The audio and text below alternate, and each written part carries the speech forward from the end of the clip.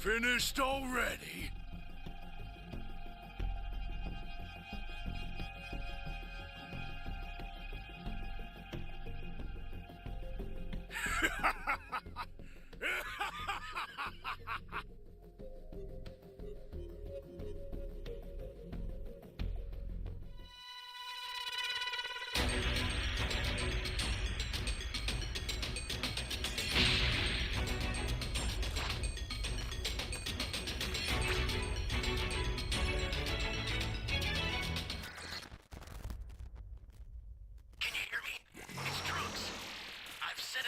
Time machine, as well as a crate of supplies. Here's how to launch. Find the power keys, then place them in the right spots.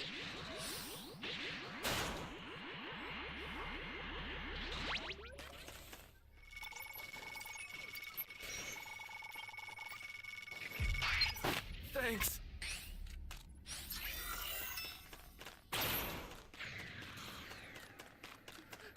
Someone!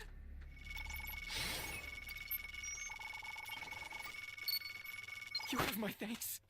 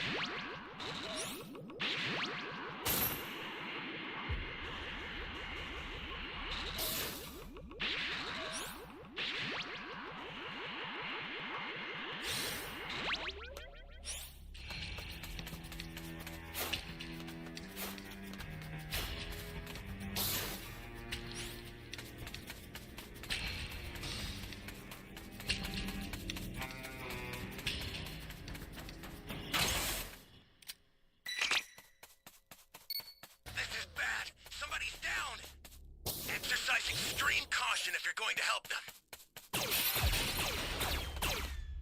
You find no keys so far.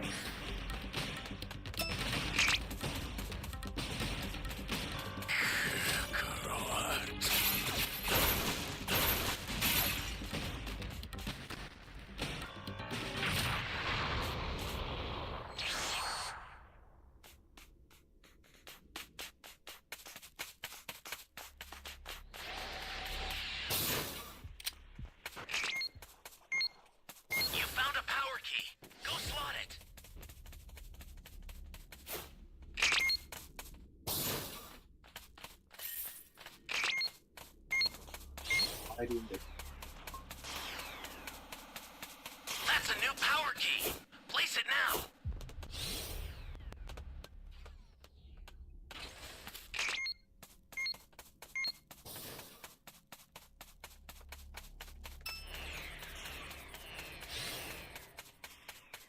Making sure these guys have all the Dragon Ball. So have the Dragon Ball later.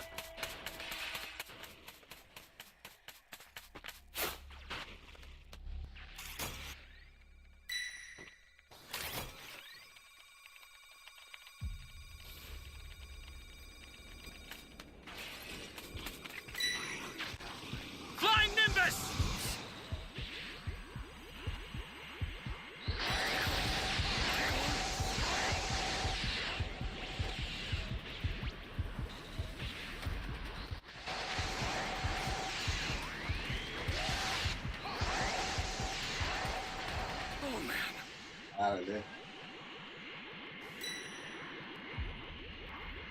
ally needs your help. We don't know what danger awaits. Think before rushing in. Hey, great! You found another power key. Use it quick. Great! You know what to do with that key.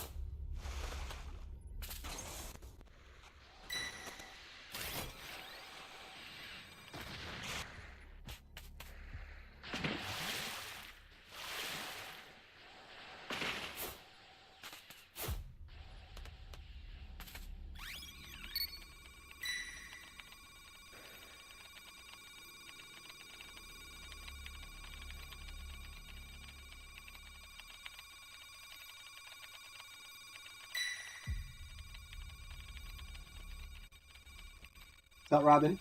Ally down! If you intend to rescue them, Yeah, that's the watch out raider. for enemies.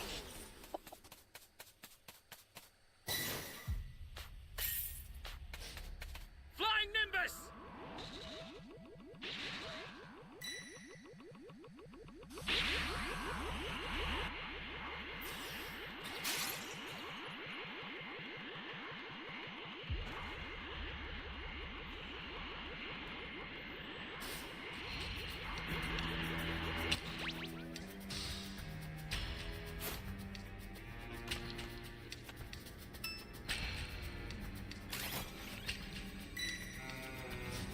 I sent you a super transfer.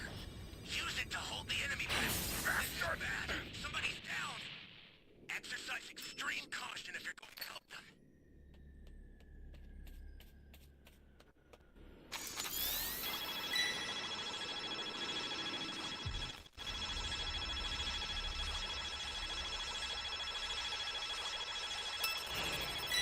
I'm scared. I owe you one.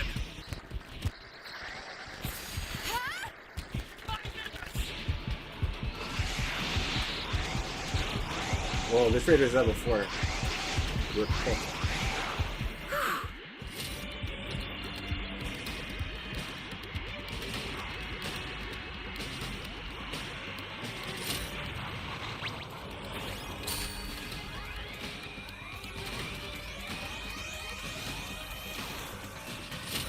Access the startup system from the central area.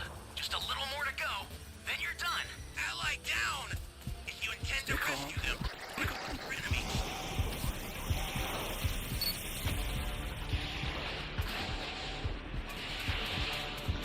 An ally Yeah, needs your help. I am. You don't know what danger awaits. Think before rushing in. I'll send some supplies to help. Make good use of them.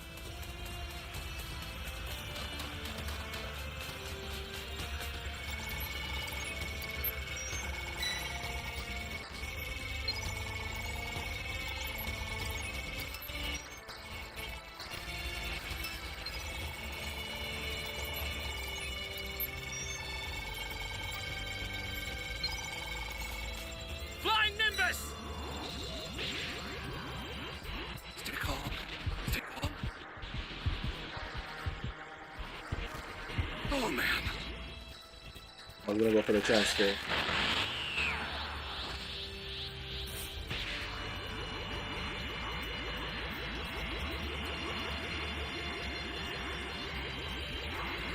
The startup system is under attack.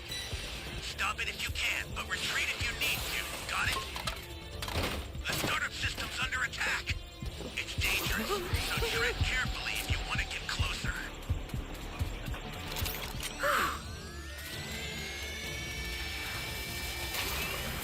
You're done.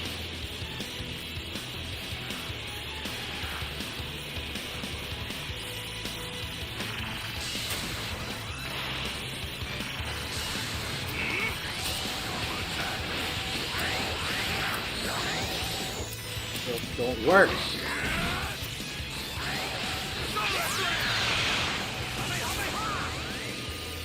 Holy hell.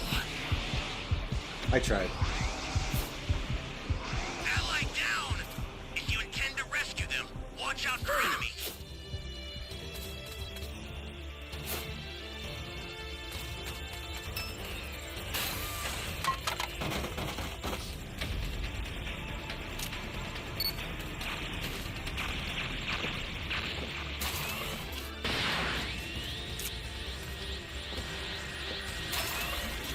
Where is this other person, bro?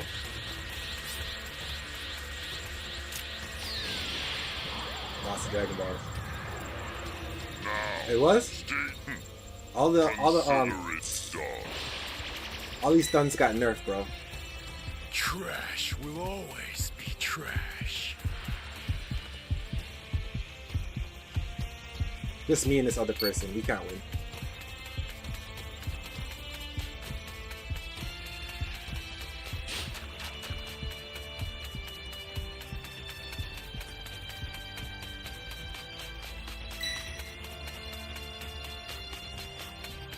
Flying Nimbus!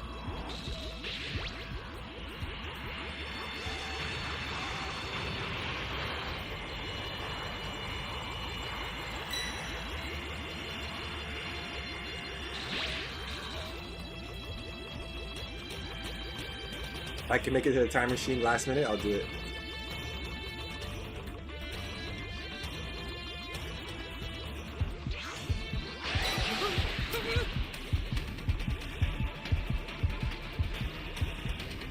Oh man.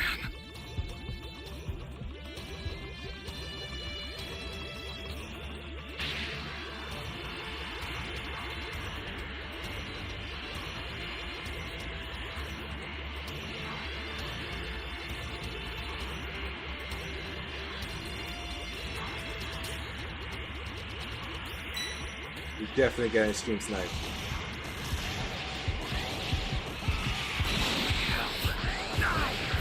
Here comes the pain.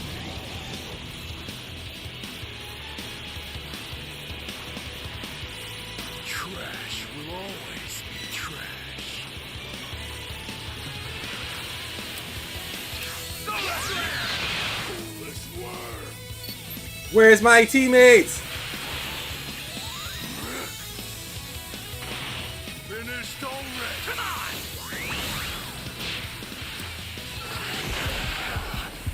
Flying Nimbus! The startup system's destroyed. The escape time machine's almost prepped. Freaking pum guys. Restore the beacon that's indicated by a blue light. This is bad. At least I tried, guys. Sorry, Broly. You'll be dying. At least I tried, bro. inside this planet. I don't know what this guy was doing, waiting for the escape time machine. Where do you think you're going? I was going to escape with you. In a one-person pod.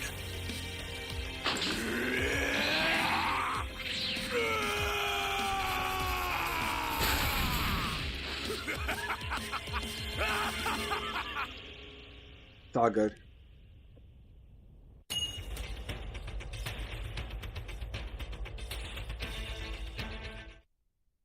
Shout out to your friend.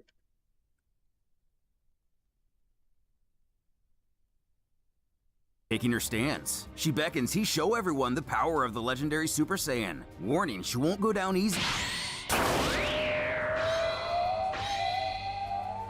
Elsewhere, Bardock is happy to see the progress his people are making in taking over yet another planet. Getting a call on a scouter, he questions if this is an important matter. Selpa informs Broly has come back to planet Vegeta, and the first thing he's done is kill Hanazia. Naturally, this makes him the new king of the Saiyans. She wanted Bardock to be the first to know, since Hanazia was his mate for many years. But just like Just wanna watch Bardock, this he until next scoffs match he starts. foresaw this ages ago, and it's no This is surprise to Dragon Ball him. Multiversal Informing, he will Tournament civilly backstories. greet their new leader once he heads back home, ending the transmission. Though inside, he wishes Hanazia rest in peace. Her time was simply up. King Broly was as predicted, short-tempered and excessively violent ruler. But what's more acceptable in a Saiyan society?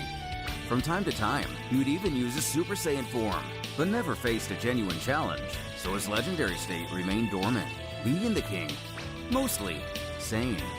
Vegeta studied Broly with extreme jealousy. His obsession grew from fear, to anger, to hate, and finally, suffering. Unlocking Super Saiyan for himself on a distant world, absorbing the ramifications of the transformation, realizing he's been put through the most ruthless training, yet he came nowhere close to the king's power. But now, due to his own self-loathing, his potential has awakened, and it's now confirmed the Super Saiyan is not limited to only Broly. You're almost right. Spotting Bardock lurking nearby, he demands to know what he's doing here. Who grins? He's been waiting for this day for 20 years. Informing the warrior, he is now the lone fighter who can stand up against Broly. Grabbing him by the throat, the tormented Saiyan bellows. He knew this entire time and didn't say anything? Still taking satisfaction in seeing his premonition come full circle. Bardock reminds, he only makes the future known when it's something he wants to avoid. More importantly, Vegeta is going to challenge the king for the throne. But even with this most recent transformation, he is still nothing when compared to the legendary Super Saiyan. Having seen him crushed by the king in several visions, Bardock has long been searching for a way for Vegeta to defeat him. Apprehensive, but why would you help me? The soothsayer has a pretty simple answer for this. Broly will eventually go on a rampage, destroying both galaxies and the Saiyan race.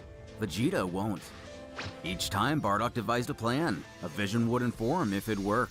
After many failures, he believes he has at last discovered the perfect strategy.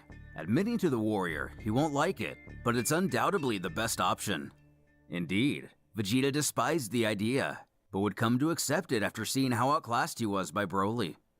Back on planet Vegeta, the king joyfully accepts the challenge, happy to kill him this afternoon.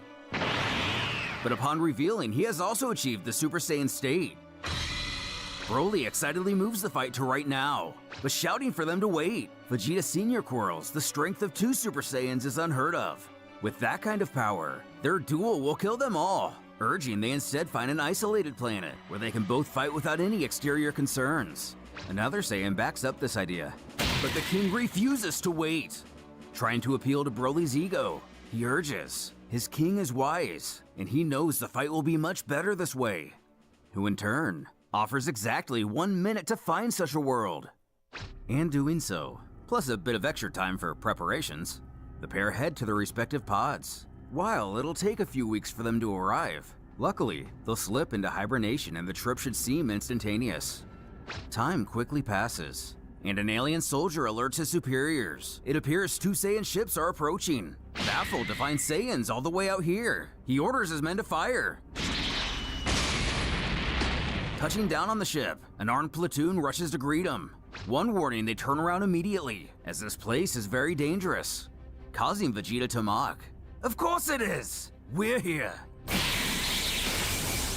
Making quick work of him, Broly is now ready for the real battle to begin.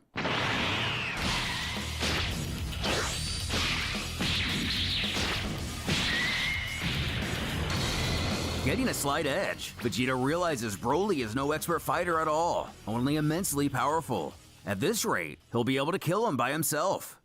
Elsewhere, a ship soars through space. Catching wind of the 2 Saiyans and receiving orders to take care of him, he finds this command laughable. The soldier, Genro, acknowledges he could wipe out a dozen Saiyans with ease, but the Mad King and some other yellow-lit monster, that's ridiculous. Maybe he can do something if he has the support of some other Ultras, signifying the man is part of the Hello-Light race. But before finishing his sentence, something outside catches his attention. Opening the hatch, he shouts to the man he shouldn't be here, as something very dangerous is going on nearby. Before possibly absorbing this man is flying through the cosmos on only a crystal ball, questioning what he is. Without fully turning, Raichi utters he is revenge personified, the ultimate enemy of the Saiyans. Optimistic at the luck of running into a friend all the way out here, the doctor affirms their mutual interest does not make them friends, only allies at best. What's the point of so many blasts if you can't even aim? As cocky as ever, Vegeta promises to show the king how it's done, who growls this pest is beginning to get on his nerves. Powering up, his challenger scoffs he stay put right there, and this will be over soon. 7 out of 8 there, so hopefully the match starts soon. I am Broly, King of Saiyans!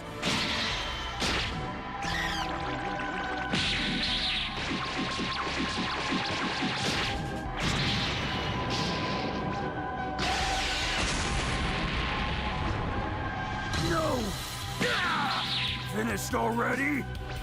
The Hell-Light stares on at the battle before him, as 2 more Ultras, Wigner and Walls, accompany him, informing the unknown Saiyan appears to be out of commission, but they must stop the Mad King. Indeed, Vegeta has likely lost this battle, as Broly senses the other men in the sky. Now completely insane, he salivates at having the thought of more fighters to kill, firing the Ultra Waver. It's no use. One of their most powerful attacks does nothing against the legendary Super Saiyan. Dashing towards him, they resolve to rely on hand-to-hand combat. Wall's convinced he'll run out of energy eventually, but Genro knows they must not rely on that. Commanding, they use the laser. It can cut through anything. Yes, sir! Nothing! Taking down their comrade with next to zero effort, his fellow Ultras can only stand by helplessly. Hey Broly! You're not done with me yet! Arguing since the station they were previously battling on has been reduced to rubble. They finish this on a nearby world. Following his challenger to a dark planet, The Hellites are aghast at what these fools are doing. Ready to put an end to this once and for all, Vegeta couldn't agree more. Though disappointed, he had to rely on Bardock's plan. What? The sludge beneath the king quickly crawling up his body, unable to escape the deadly powers of the carbonite. The substance methodically encumbers the king of Saiyans, consuming him entirely. Though Vegeta hasn't a clue what this gunk is, it's apparently something that can even take down the likes of the legendary Super Saiyan. And now since he's dead, Vegeta stands as the most powerful warrior in the universe. Before being confronted by the Ultras, who declare he's under arrest. Dropping from his transformation, oxygen sounds good to the new king, so he gives himself up without a fight. Warning, these restraints are made from Kashin Aliyaj. He tells the Saiyan not to try anything stupid, cautiously ushering him to the ship. One chides a single powerful blow to the planet beneath him could eliminate the entire universe, scolding that was very dangerous what he did. Rushing back to Helior with the Mad King dead and a powerful Saiyan hostage in their hands, Genro thinks aloud. Maybe Paul's death wasn't in vain after all. 7 out of 8. However, a few weeks later, Vegeta would go on to destroy the Hellites' planet, venturing home to claim his place as king of the Saiyans. And as before, their empire only continued to grow. But back on the Carbonite world, Download of a new and it's so complete. they were unaware of a new menace brewing in the darkness, who mumbles he has obtained another Saiyan ghost, unsure if he likes using them to his advantage or not. But with so much power in this one, Raichi is ready to end the entire Saiyan race for good. On planet Zyoga 3, year 780, we're greeted with a monstrous castle. Making our way through its corridors, Hoi, the villain in Wrath of the Dragon, is seen looking rather nervous about something. But upon seeing what he sees, he does find himself in an intimidating place. Pressing on, he begins to walk forward when a voice beckons. "What are you doing here?" Anxiously trying to explain himself, Hoi stutters that the door was open, or rather, there was no door. The man tells that since no life thrives on this planet, he has no need for doors. The wizard then drops to his knees, muttering how he is his only hope. If you haven't guessed by now, Dr. Raichi. Explaining his situation, Hoi questions if the Tuffle is familiar with the great hero Tapion, as he's fallen victim to an evil music box, sealed within by horrible magic. But Raichi merely scoffs. He cares not about this hero. But pleading he is the only one with the power to open it. He's tried everything he could. But reiterating his disinterest, the scientist tells his visitor to leave opponent. now, That should start soon. but not doing so. Hoi reaches into his coat to retrieve the box, proclaiming the doctor is a true hero for having eradicated the Saiyan people who oppress the entire universe, arguing Tapion is a hero too and deserves to be free. As a moment of silence engulfs the room, it seems Hoi may have appealed to Raichi's emotional side. Level 91 boo. He would go on to work for several days, attempting to open the box. In fact, this challenge was actually refreshing, figuring out different methods and ideas to crack the code. It would soon let out a click, followed by music. To the shock and elation of the pair, it opens.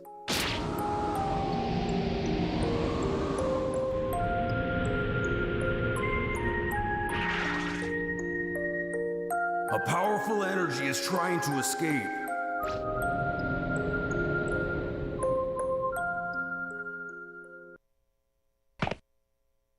Tapion is free, though glares at Hoi, demanding to know why he's freed him. Inquiring if he's happy to be rid of his prison, the Kanajan barks he shouldn't have done this. Alertedly, Raichi questions what the problem is, while the wizard emits a vile grin. Attempting to flee the area,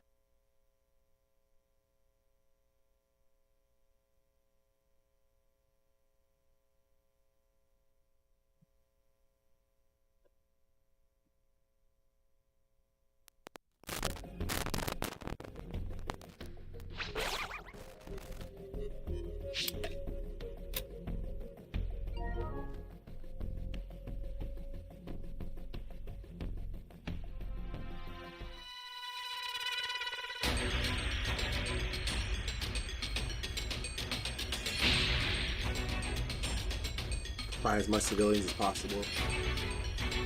Try to keep it at level 2.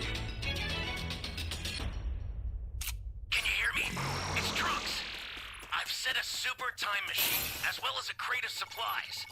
Here's how to launch. Find the power keys, then place You're them a in the big right help. spots.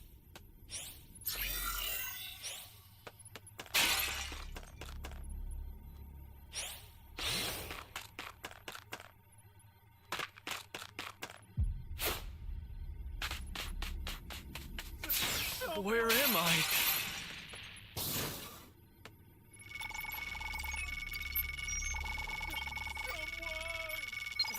Thanks.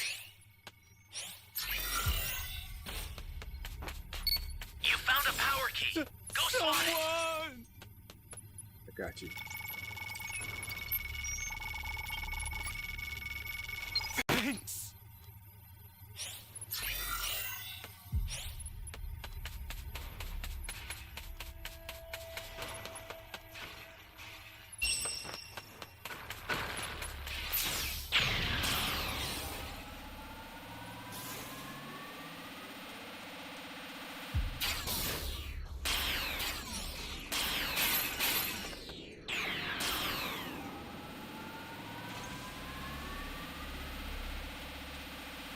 Nothing.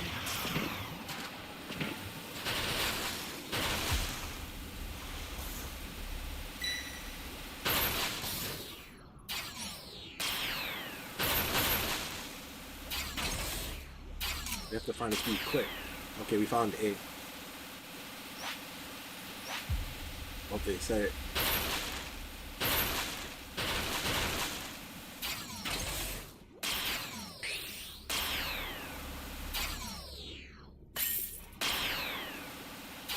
Great. You know what to do with that key.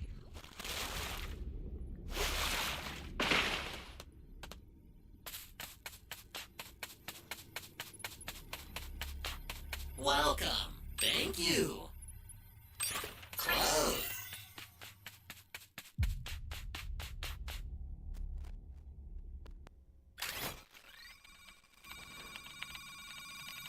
Looks like he's heading towards A right now.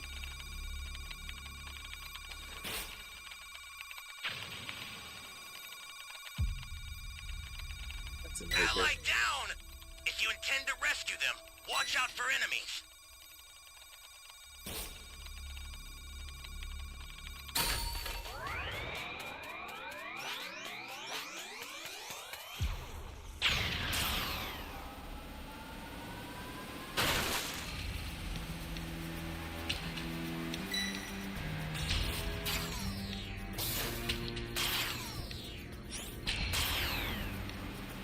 It's not. The internet's acting up for me, bro. It's just moving slow.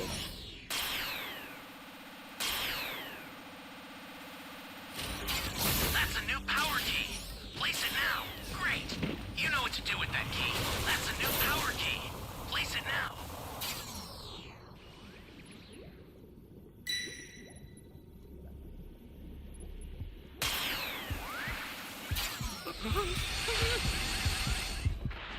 This is bad. Somebody's down. Like, why do you have to be so close to me, bro? It makes no sense at all.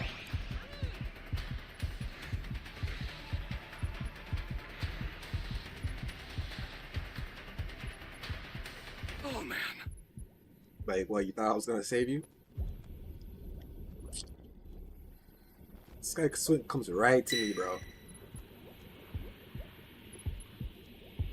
Now this guy's camping.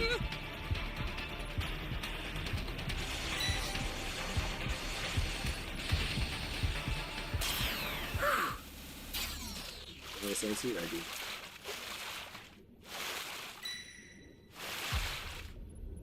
An ally needs your help. Get up! We don't know Thanks what a lot. Wait. Think before rushing in.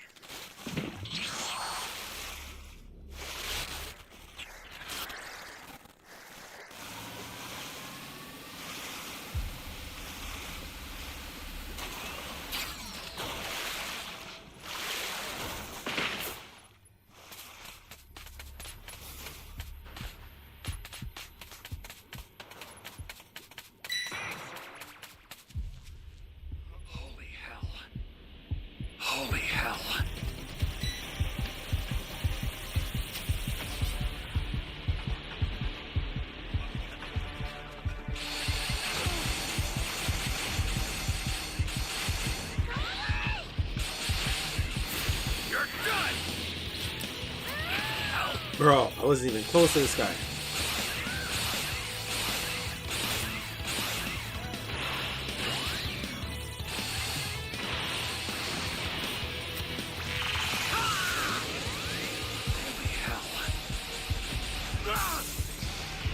Flying Nimbus! Oh man. Ally down! If you intend to rescue them, watch out for enemies.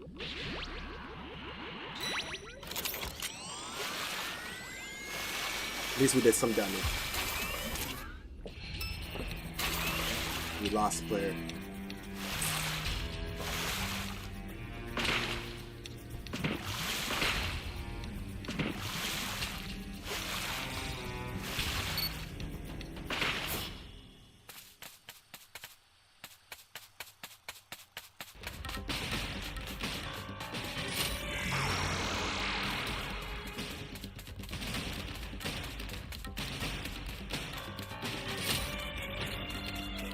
The startup system for the super time machine is ready. Head there now.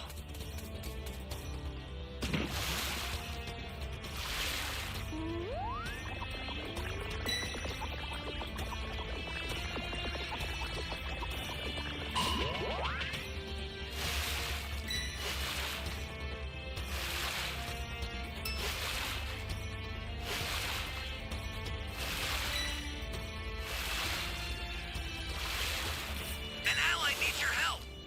We don't know what danger awaits. Think before rushing in.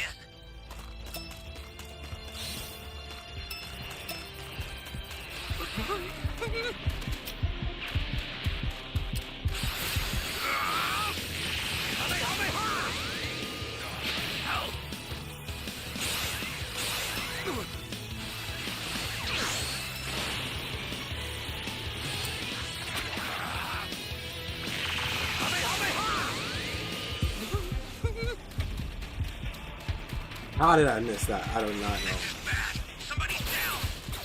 Exercise extreme caution if you're going to help them. I'll send some supplies to help. Make good use of them.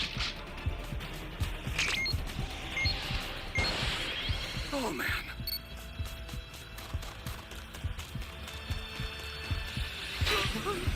Nothing I can do. Bastard! You got me. I'm going to turn you into candy too.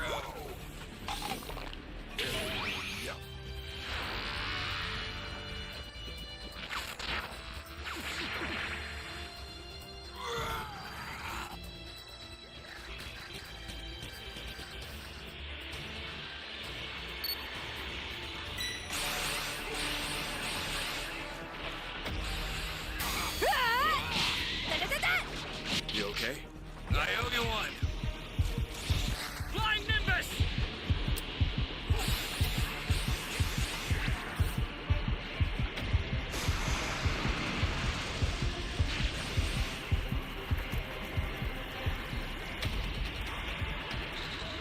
Oh man.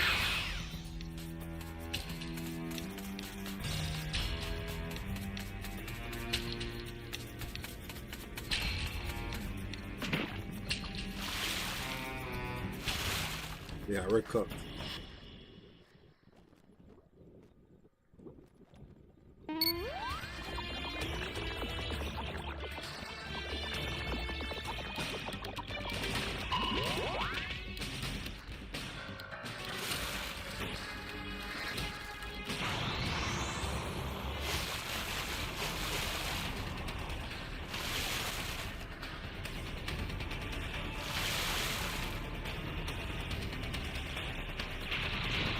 An ally needs your help.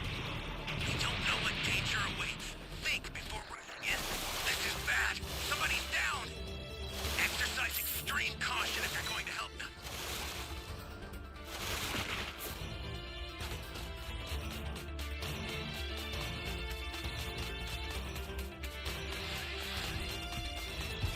Holy hell.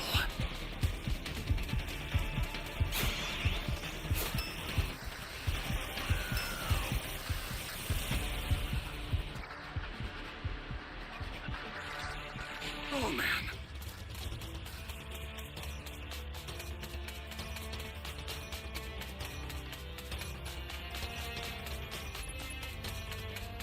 Yeah, everyone said The fuck it. startup system is under attack. Stop it if you can, but retreat if you need to. Got it? The startup system's under attack. It's dangerous, so tread carefully if you want to get closer.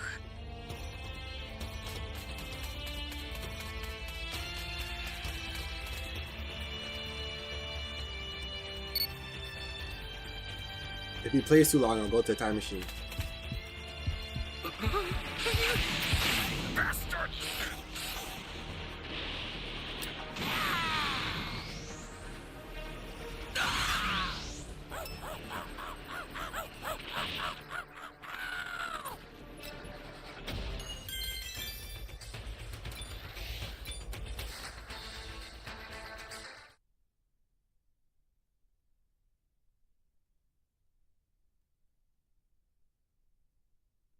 Watch the manga.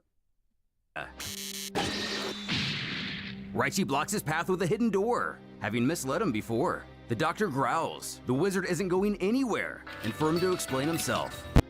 Turning around, he cracks there's no reason to be so hasty.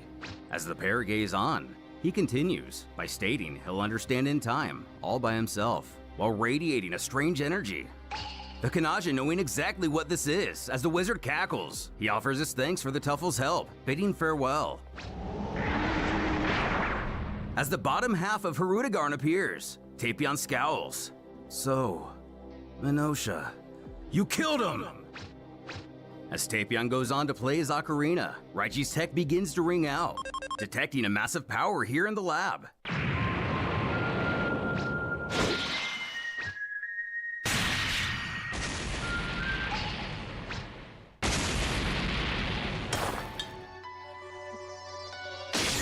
Finally, having had enough of his lab being destroyed, the doctor summons his ghost warriors. And a surprise twist, all of which are Saiyans, vastly confusing Hoi, believing them all to be dead. Raichi reveals their ghosts are now his slaves. And soon, the wizard will take his place alongside of them, giving the order. Kakarot, or Goku, dashes after him, stating it's over. But his foe seems to have something up his sleeve, mocking, "Look who's talking!" While the Saiyan hesitates to make heads or tails of what this means. Hirudegarn comes to the rescue of his master. Hanazia, Goku and Raditz mother in the multiverse canon, scoffs to get rid of the monster first.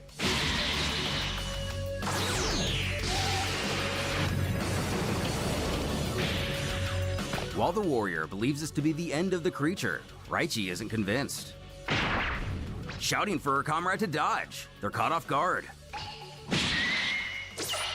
The other fighters accepting the severity of what's going on. Jumping away, Hoi laughs for them to merely play with his creation, while before Raditz cuts him off, stating he's not going anywhere. Oh, wait!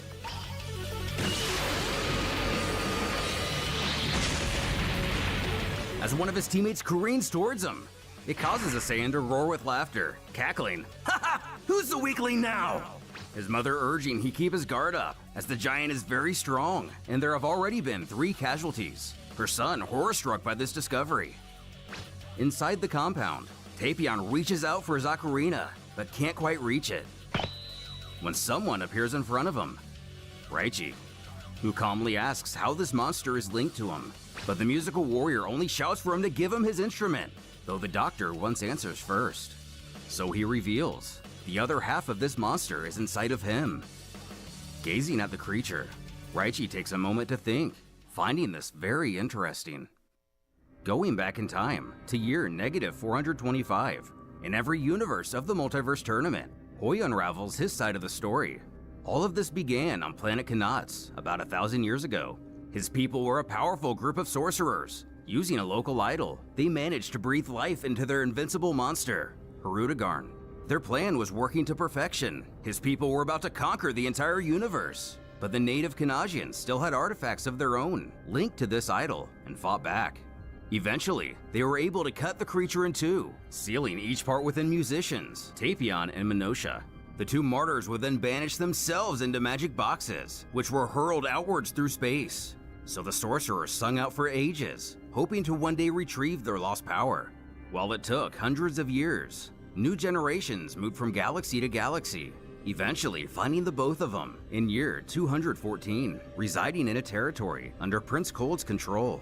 Luckily, they were able to use their own powers to open one of the boxes, freeing Minosha and the lower half of Hirudegarn, who would quickly dispatch the Guardian after going on a rampage, destroying much of the planet. They were forced to seal him once more, though this time in Hoi himself. When they attempted to open the other box, Cold's army moved in, attacking the group, as he didn't take kindly to his planets being damaged, slaughtering everyone but Hoi himself, only because they feared doing so would release the monster within him. Instead, they placed him in cryogenic sleep, forever. But eons later, someone broke in and freed him from his prison. Awakened and confused, he made his escape to continue his quest for the other music box, and only a few years later, he'd find it. Though alone, he didn't have enough power to open it, so in most universes, he never succeeded in his task, and died, alone and forgotten by time. In Universe 16 and 18, where Vegeto's in our own realm, he caught wind of the Dragon Balls and traveled to Earth to utilize them, but would fall in battle. And exclusive to this Universe 3, he was told of a great scientist called Dr. Raichi, but again, would die. Resuming where we left off. The Tuffle now understands everything, Tapion explaining what we just saw.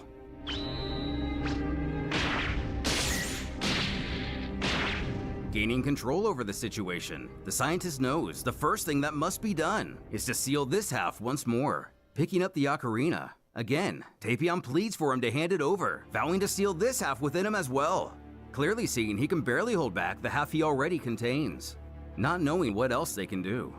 But being the brilliant mind he is, having heard his song only once, he has already begun programming it into his ghost warriors, throwing it to Hanazia instead, who assures the melody is in good hands.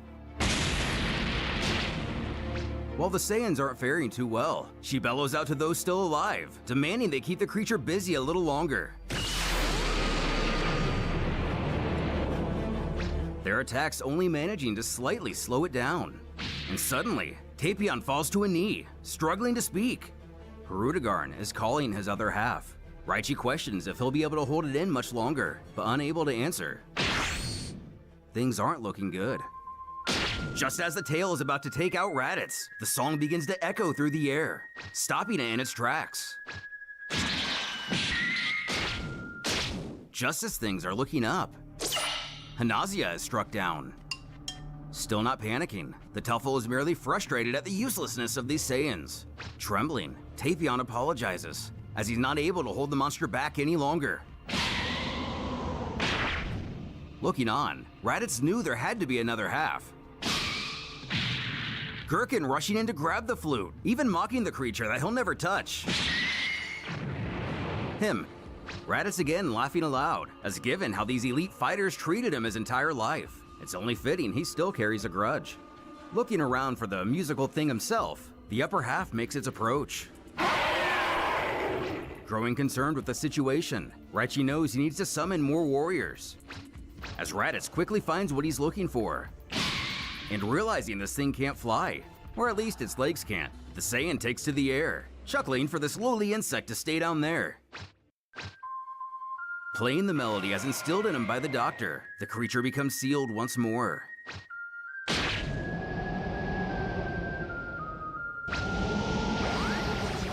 The upper half returning to Tapion. Though in a humorous moment, Raditz feels like he just indirectly kissed his own mother after playing the flute. Rejoining the others, Tapion warns Hirudegarn will escape again, and with more power each occurrence. Raichi believes they'll at least have a few hours, so that's plenty of time to come up with something. And so he did, as he was able to modify the music box into a portable device instead. A simple wristband Tapion could attach to himself and would become able to walk free without being a constant danger. A few days later, Ghost Raditz would disappear, and Tapion was able to contain all of Hirudegarn within himself. And not long after that, Raichi asks Tapion what he plans to do now, but he's really not too sure. Still absorbing the fact his younger brother was killed, maybe centuries ago, and even if he were to return to his own planet, it's not like anything will be the same. The Tuffle himself knows this feeling all too well, stating whatever he does, the dead won't come back, to which he seems to accept, and his life would continue. years passing one at a time. And time does heal the wounds of the good-willed. Tapion traveled far and wide, making many friends, growing especially close to Raichi, and would visit him often. And though he grew happier as each day, Doctor would never find peace, because revenge doesn't stop hatred. One day, new visitors arrived to these two heroes. All right, the we found Vargas an explained the opponent, so that tournament. should begin in Most about 2 minutes. importantly, the prize for the winner in the Dragon Balls. With hope to resurrect his brother, Tapion eagerly bids to enter. Upon the alien asking Raichi, he declines, shocking the Kanajin, knowing he's much stronger than himself, not to mention the Ghost Warriors. But the scientist merely states he has achieved his goals and has no wish to dream of now. While disappointing, no one pushes to try to convince him otherwise. my door for a Tapion second. questions who else will be participating. And though he's one of the first entries, it can be assumed that others would consist of Kaioshins, Frost Demons, Saiyans. Naturally, the last one catching the attention of the Tuffle, confused of the fact the Saiyans are still in existence. The Vargas nonchalantly details of course they are. Given their strength and love of battle, it's almost a guarantee they'll find some willing to enter. He then announces he's changed his mind, and instead will also fight, explaining it seems his wish hasn't been achieved after all, as there are still Saiyans to exterminate. Being in the dark on this side of the Doctor, Tapion utters he doesn't know what his wish is, but believing Raichi is a good person, he hopes it comes true, causing his friend to quietly scoff. Good person, huh? Not really. But upon being asked what he's muttering, he moves on from the subject. Tapion cheering they do their best to fulfill their wishes, stoically replying, I will. The pair gaze towards the ship, ready to begin a new adventure. The Vargas inside, deciding they've gathered.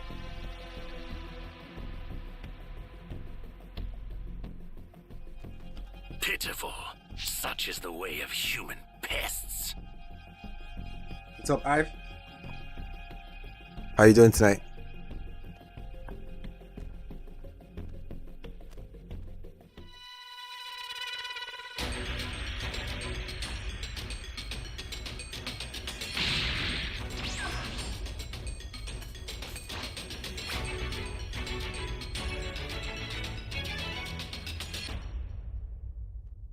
Can you hear me? Flying Nimbus!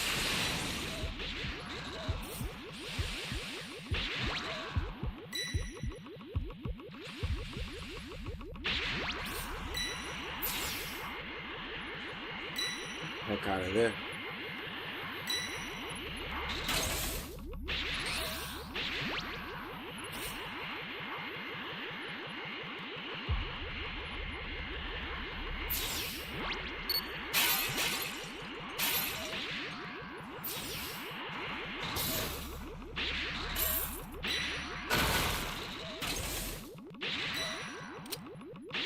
Ally down! If you intend to rescue them, watch out for enemies.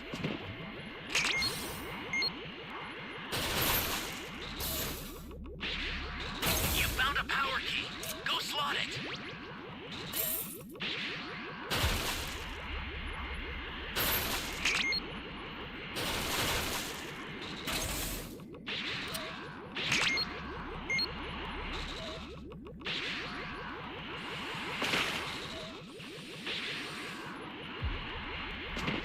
Don't want to go that way.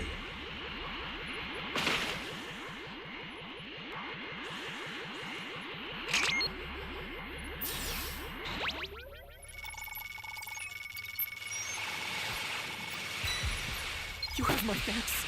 I was hoping it wouldn't see me. Welcome.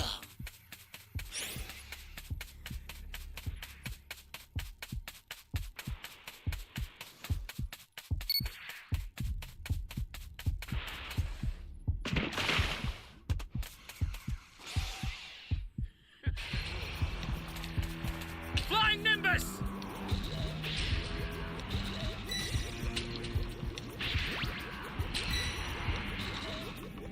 Oh, come on!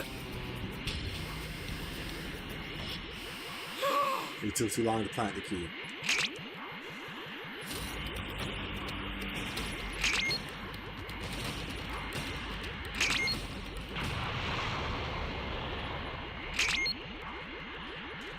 Hey, great! You found another power key. Use it quick. Yep, good chance he saw me.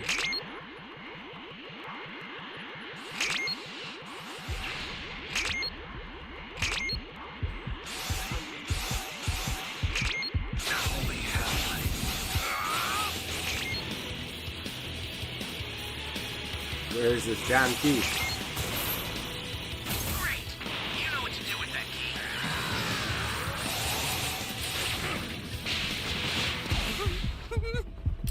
Bastard! We'll destroy I'd you. sacrifice myself. I got 2 keys though.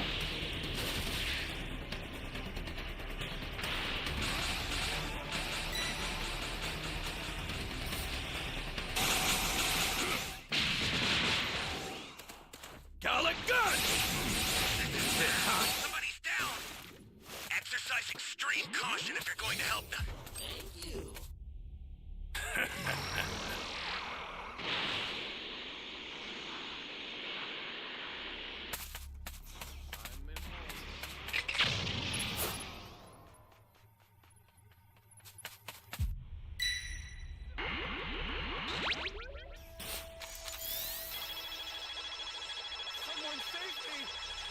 Respect. Soon the world I've been dreaming of for so long will be made manifest. I owe you one! Unnecessary. And more than that, unwelcome in my paradise.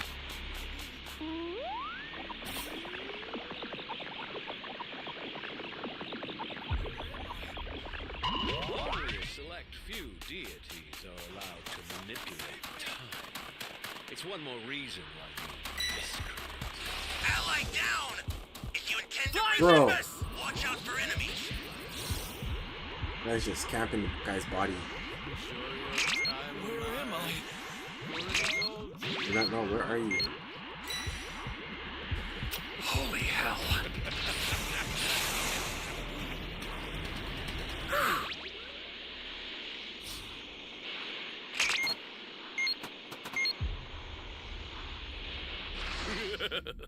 I guess you mortals are not completely useless. Bro, it said the body was down here. I come down here. Now it says the body's up there. I don't understand, bro. Let me go try to find that B and C key. Flying Nimbus!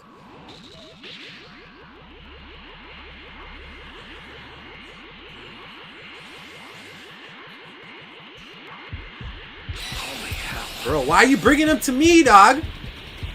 Fuck, man.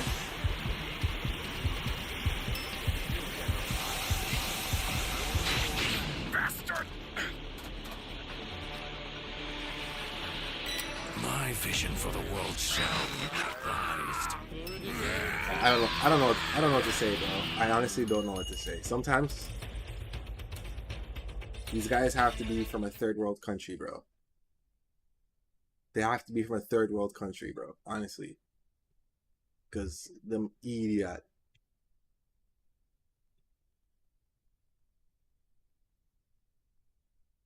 Oh, the Raiders chasing me. Let's go to Roman. Yo, Ive, if you want to play, I'll put the room key for a minute.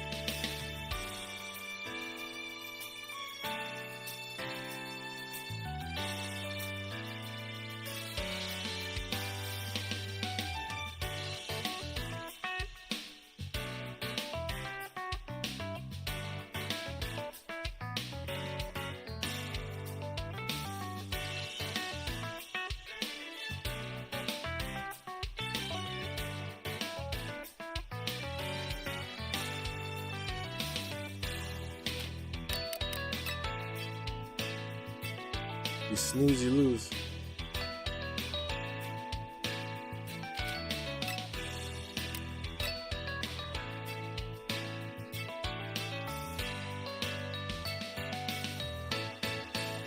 Gathered enough fighters from this realm, and will head back to the Arena universe.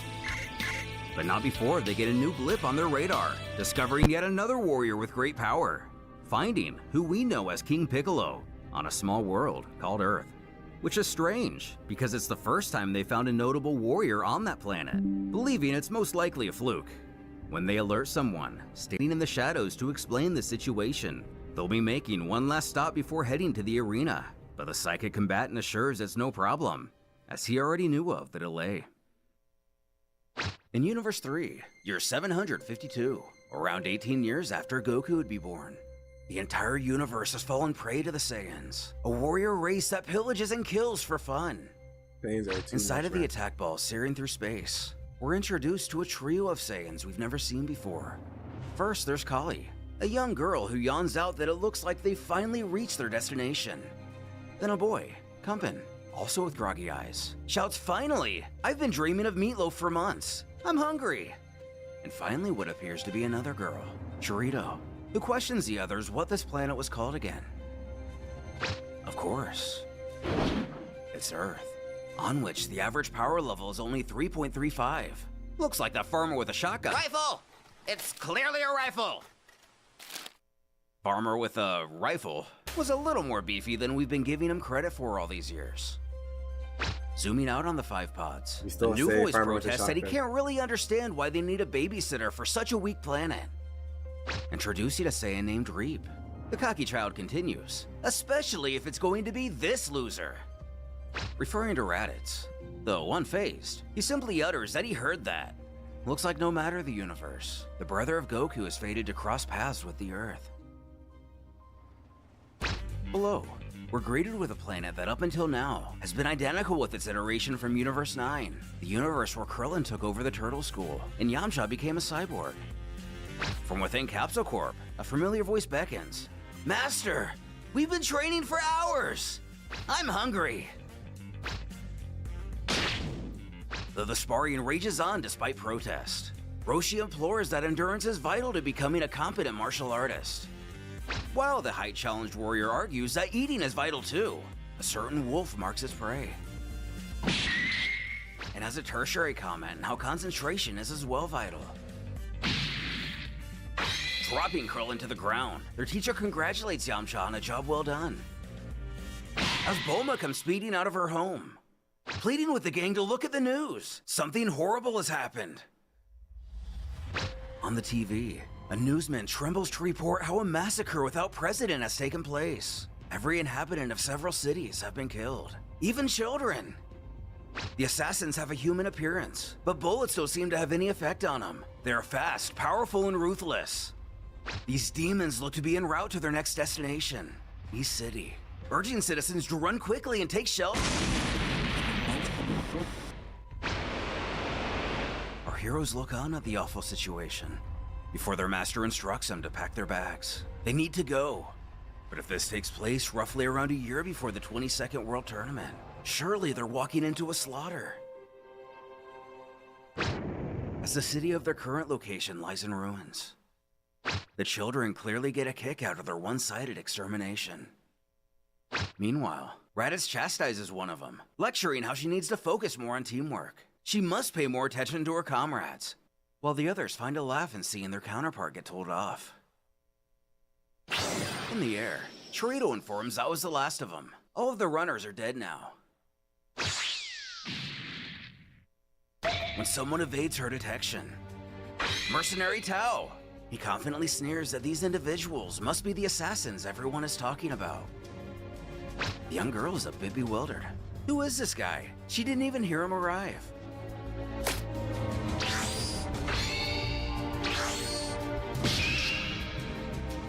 Striking her in the back of the neck, Raditz Scouter is able to momentarily pick up on his power, which he describes as a mildly strong presence. Heading back over to the mercenary, he seems to have killed her, or at least knocked her out cold. He chuckles to himself, that's one down. This government contract is going to be easier than expected. But before he knows it, he's surrounded by her allies. Now there are a bit too many of them. It would be most wise to flee for now and... Though, he's no match for a full-grown Saiyan. Raditz delivers the same hit Tao himself did just a few moments ago. Killing the assassin. The children gaze upon their fallen comrade. He killed Chirito! But their mentor scoffs that there is always someone stronger. That'll teach her to be more careful, causing her to push herself from the ground to exclaim that she's not dead. But that did really hurt. Kumpin chortles that he knew it. A guy that easily killed by Raditz couldn't be too strong. And so, in the following weeks, the Saiyans proved too much for Earth's defenses. And the genocide continued. Relentlessly. Looking down upon his planet, Kami thinks out loud to Mr. Popo that he himself has to act. It's his duty as guardian.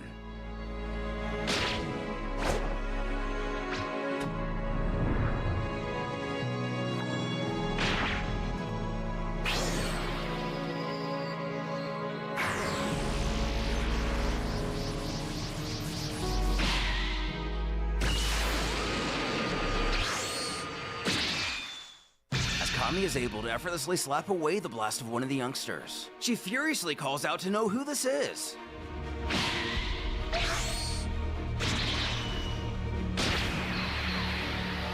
Divine punishment!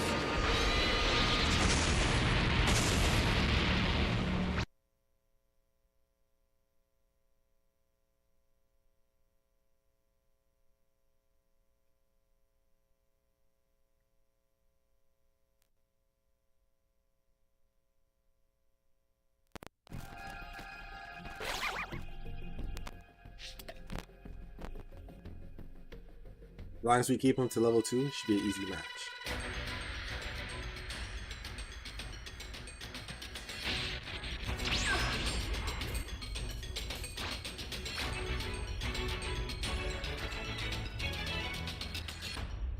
Can you hear me? It's Trunks. I've set a super time machine, as well as a crate of supplies. Here's how to launch. Find the power keys, then place them in the right spots.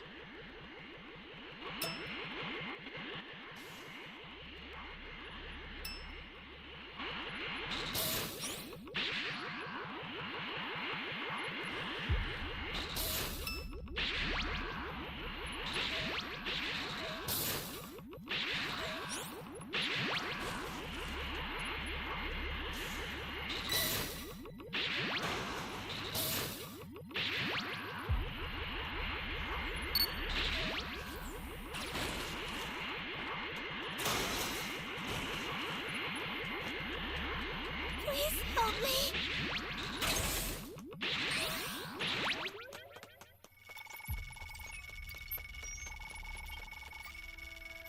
You're my savior.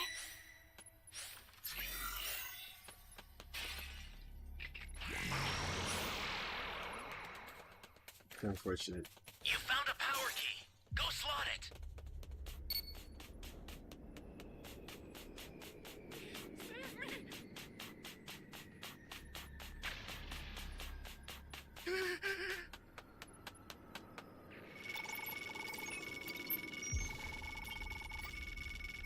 You have my thanks.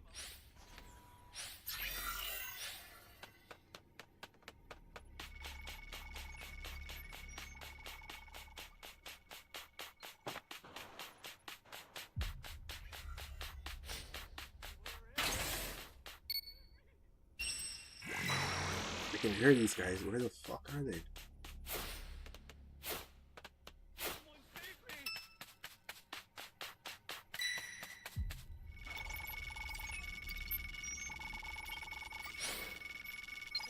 Thanks.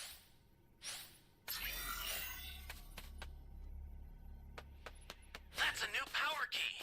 Place it now.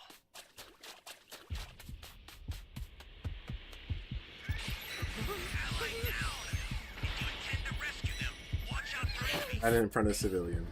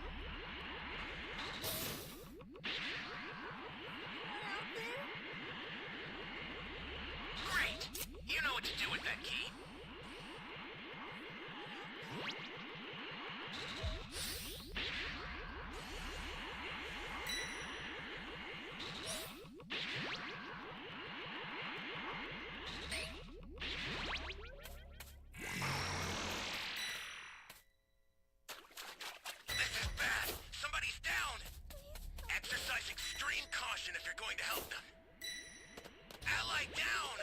If you intend to rescue them, watch out for enemies.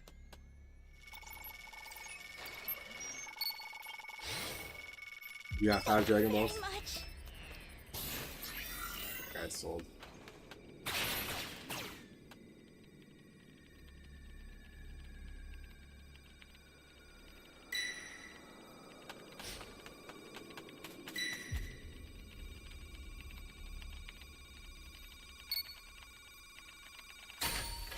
Flying Nimbus!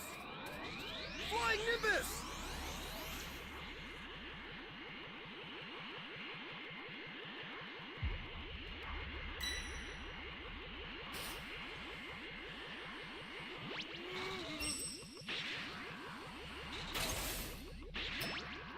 I need help!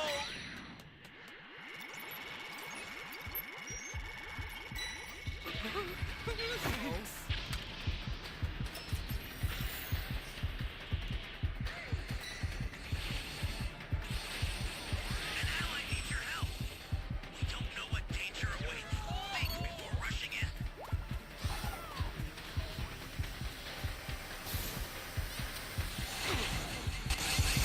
Here comes a pain! Like, why did this guy come in my fucking cave, bro?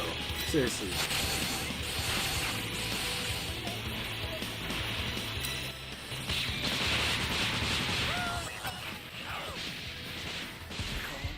Stay calm.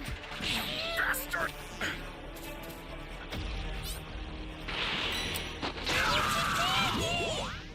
Ugh.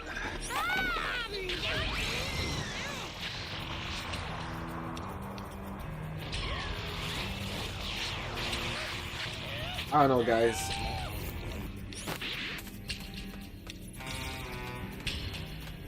Welcome.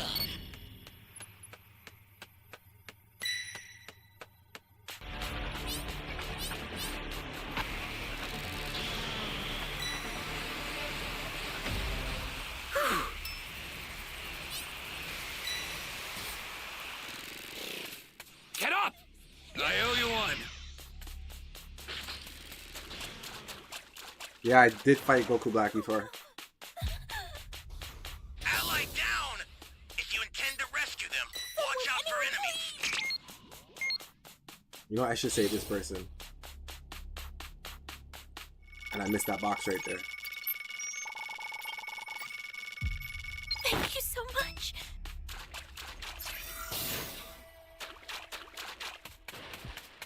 Hey, great! You found another power key. Use it quick.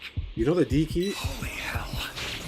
The D key is always in one of these caves, I'm going to turn and no one ever searches for them.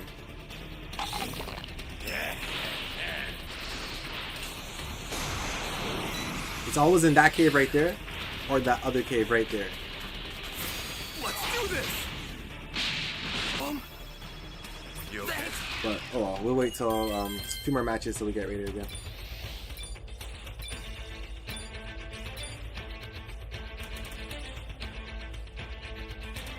With that immense attack bearing down on the Saiyan child, her closest ally trembles. That can't be possible.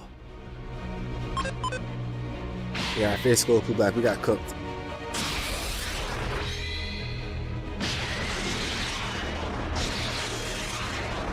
While the Guardian busies himself with another one of the runs. Raditz and Kumpin head over to Torito. The latter whimpering her I'm name. priority 5 right now. As Mantor awaits his response. But this time, she really is dead. Sending Raditz into a rage. But not for any sentimental reason. Only because he's going to get told off by the others again. As the invading Saiyan heads his way, Kami holds his current opponent by the neck. He snarls that they may look like children, but they are in fact demons. And he will have no mercy.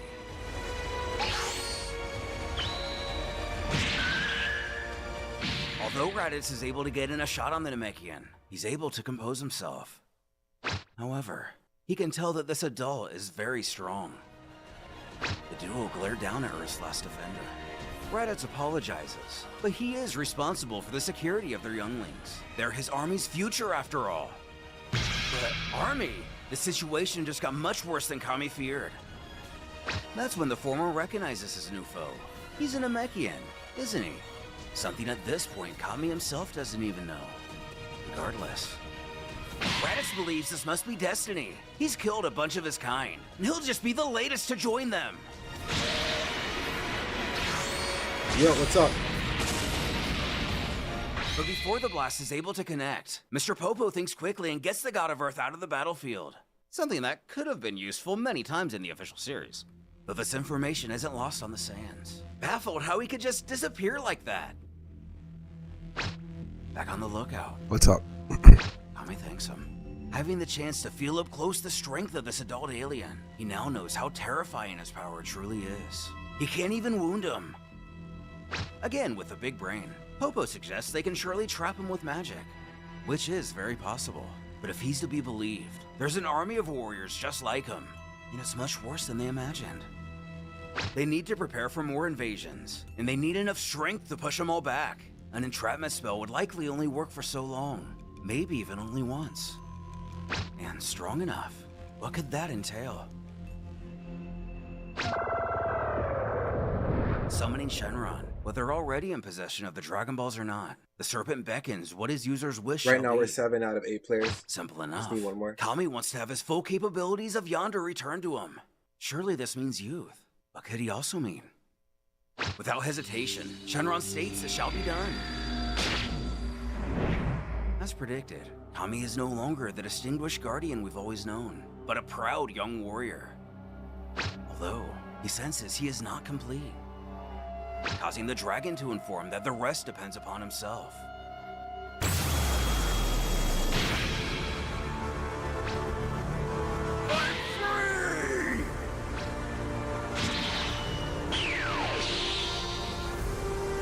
As Shenron flies away, King Piccolo gathers himself and reveals to Kami that his pet dragon showed him everything. What a terrible guardian of Earth he's made. Alright, we got a match. But if this is true, Should start about Piccolo a minute must or so. then know their plan. He wishes for the pair to once more become one. At least Piccolo can be free through Kami himself. Dream on! Though, running away won't work.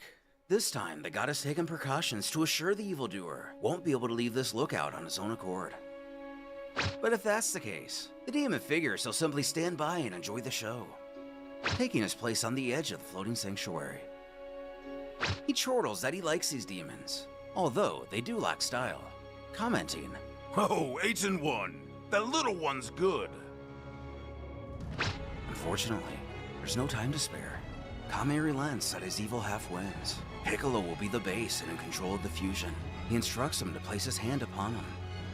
Who leers that between two demons, better the one you know, right?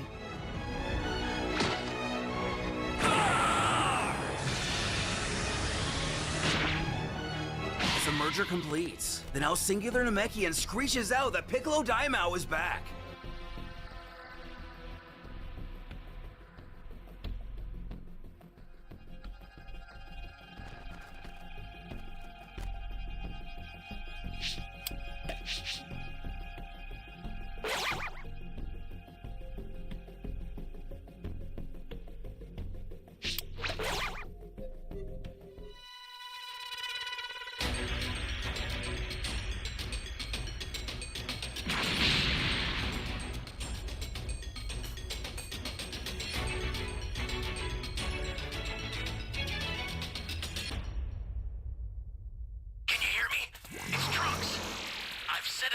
time machine, as well as a crate of supplies.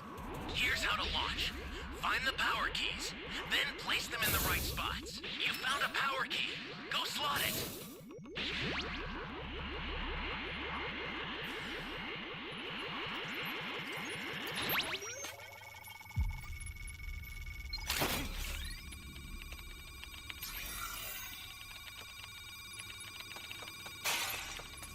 Welcome. Thank you. Hey, great! You found another power key. Use it quick. Great. You know what to do You with guys, that you key. see how easy that was? Find the power key, go plant the key. You don't find the power key and start opening boxes. See? Look how easy that was. Now you continue your search. Motherfuckers find the key and just leave it. Then the Raider transforms and destroys the area. What a waste. You have to lead by example, you know? Save me!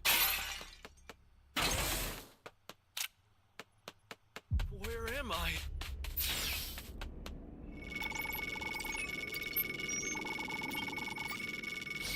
You're my savior. Someone save me!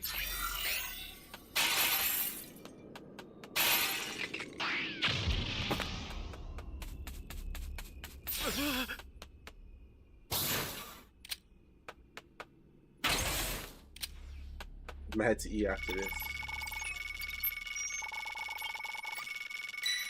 You be careful too, okay? I'll try. Flying Nimbus! Hey, great! You found another power key. Use it quick.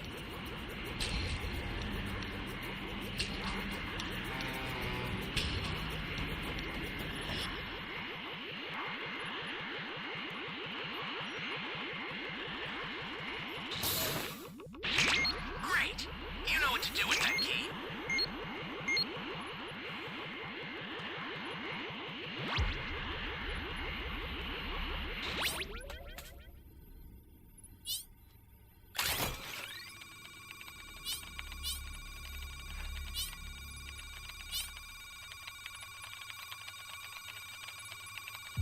He got 5 Dragon Balls so far.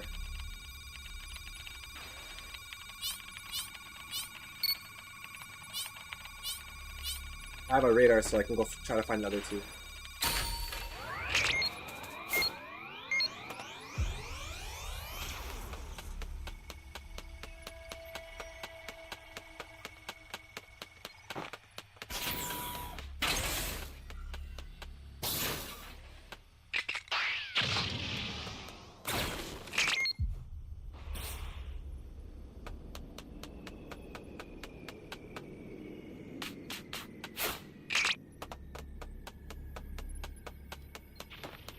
Welcome. Thank you. Flying Nimbus! I'm gonna circle around this way one last time. Make sure the ball's not over here.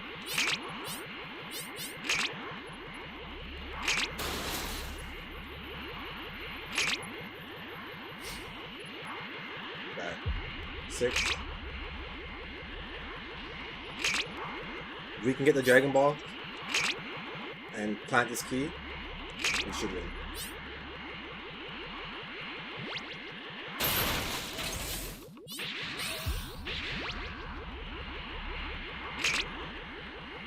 Access the startup system from the central area.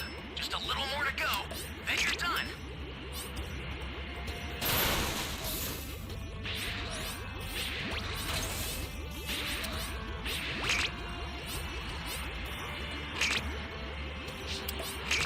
You've got all 7 Dragon Balls. They got all 7 Summon Dragon Balls. Shinron at the altar.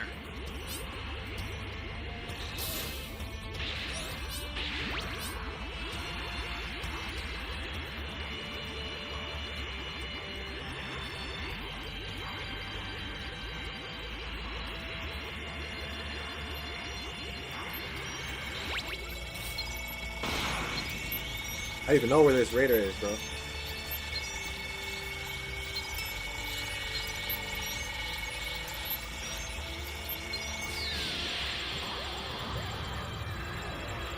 Now understood.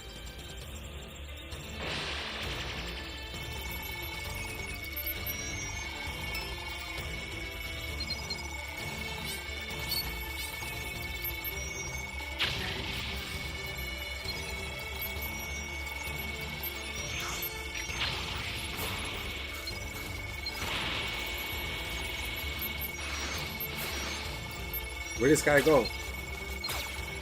Dragon Fist!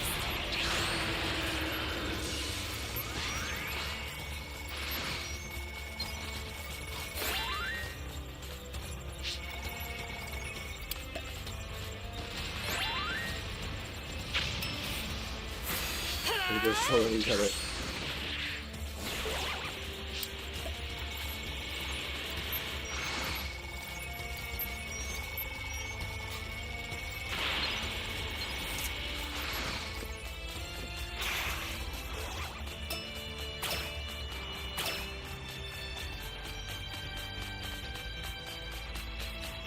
think this guy just gave up. Oh.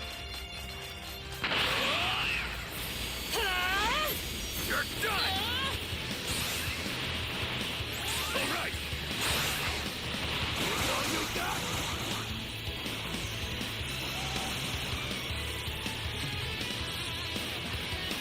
This really gave up.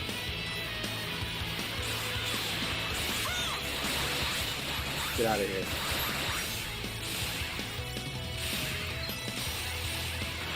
That was an easy win. I don't know what the heck this guy was doing. Probably have to go do something. Easy win.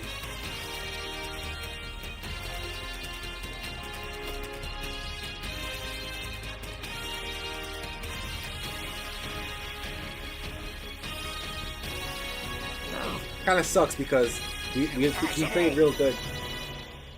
But I guess he just gave up.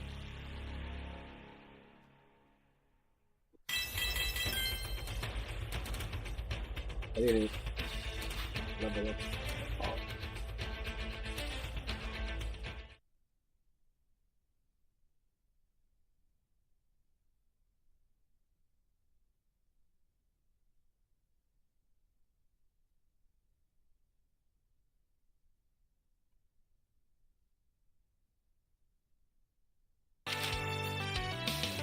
Even Popo would only wonder what Kami I'm has priority done. 6, so I should get ready the next match this week.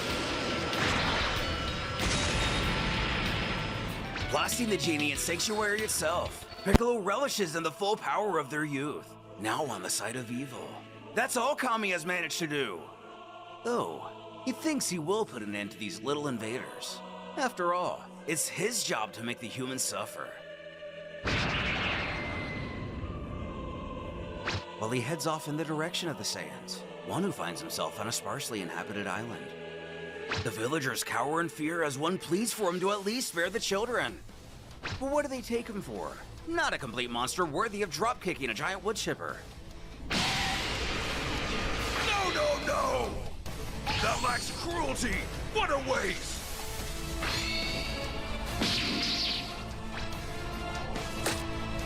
It's better to attack them one at a time.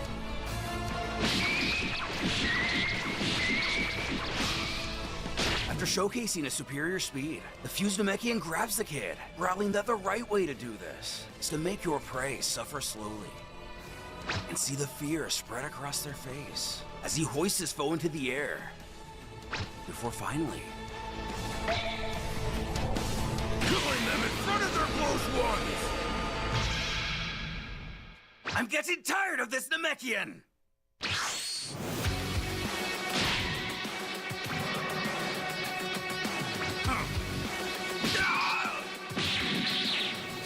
Severely injuring the Saiyan, the invader can only wonder how he's gotten so much stronger.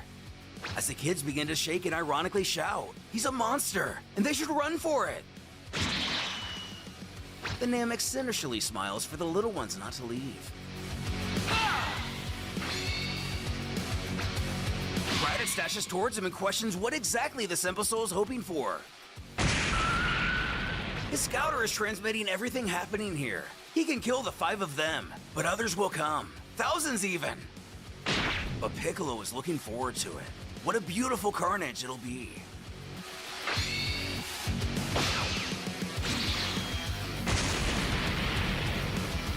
So do tell his little friends. Send their army.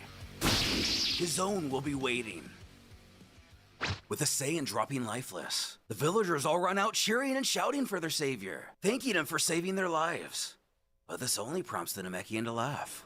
Savior. No. He raises his hand to extinguish them as well. When he gets an idea, it would be pretty cruel to allow these Cretans to rebuild, only for the Saiyans to come back and destroy them later. The evildoer bellows out to all the wretched creatures of Earth. They can tell everyone that the world's torment has only just started. Piccolo Daimao is back, and 1,000 times stronger than ever before. Piccolo Daimao. Some of the villagers already know that name, resulting in a wave of fear to encompass them. Alas, the end of humanity by the Saiyans has been avoided. But at what cost in the exchange? Will the demons fend off the coming invasions? Or are we all damned to eternal suffering? Universe 4. Age 774. The realm of Superoo. A small voice seems to be emanating from the Majin's head.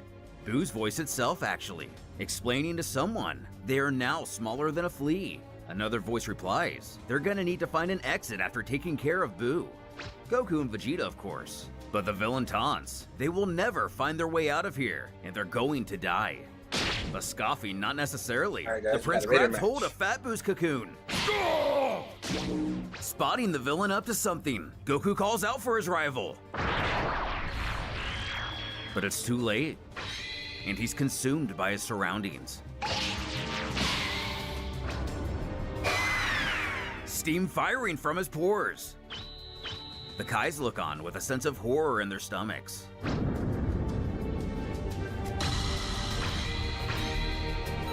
Our hero demanding to know what happened, as Goku now appears in a new area. Boo announces he's taking advantage of his new transformation to move the warrior to a part of his body where he does not house his absorbed beings. As we see Vegeta has been ensnared, mocking he's done being given trouble. I've seen this one somewhere Vegeta stands before us. Yes, I'm With certain.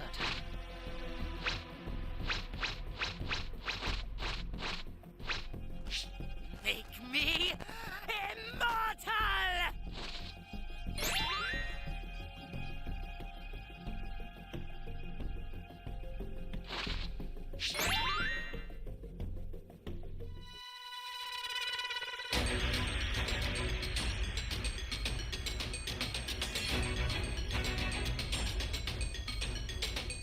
Let the Carnival of Terror begin.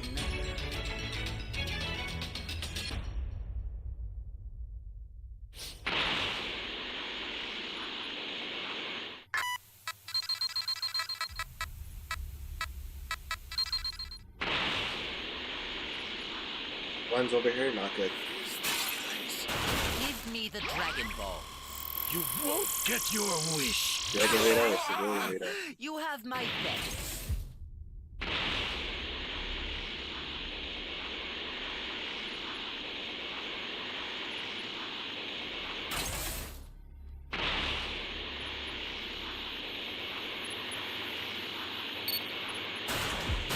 Give me the Dragon Ball. Dragon, whatchamacallit? What If you do not have them, then I have no need for them.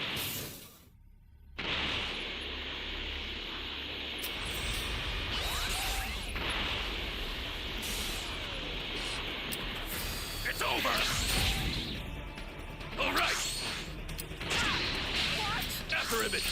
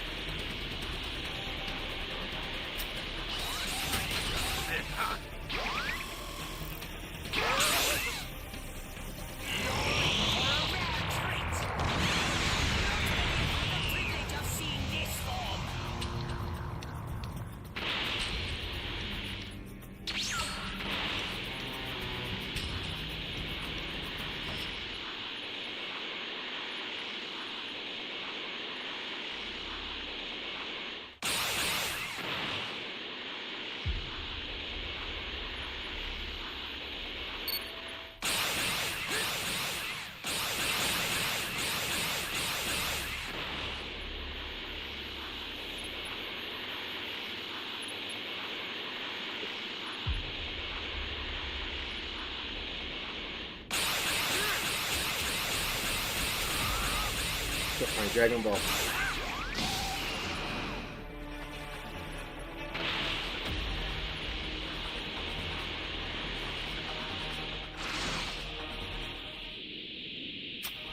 Eradicate them!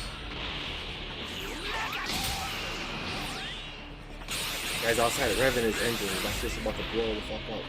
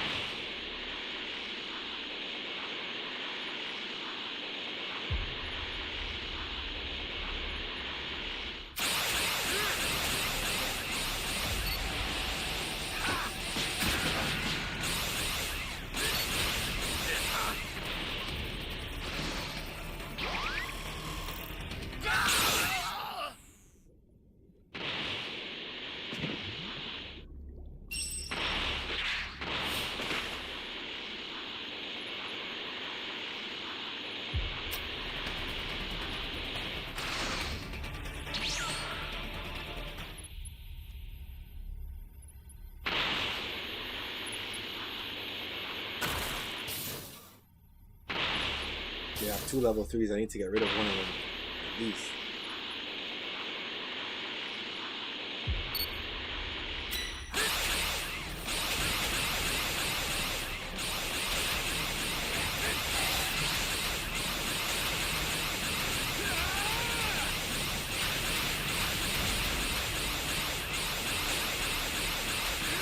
Crap.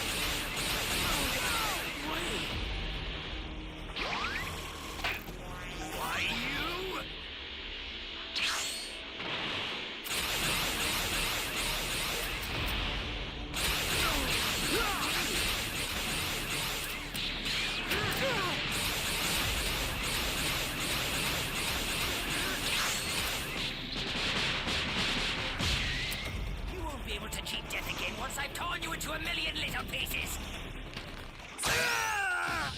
Too late. Prepare yourself.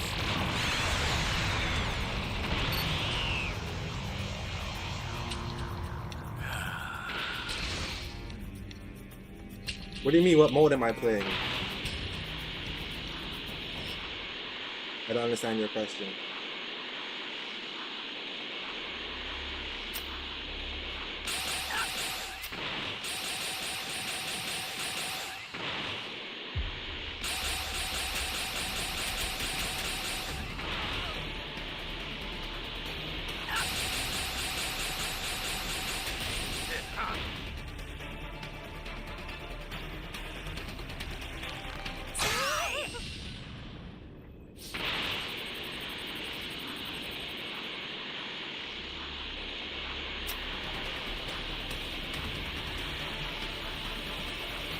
There was something I want. I was looking for that, hurry up, set the keys, guys. Let me set the key. I can just destroy the area. Good.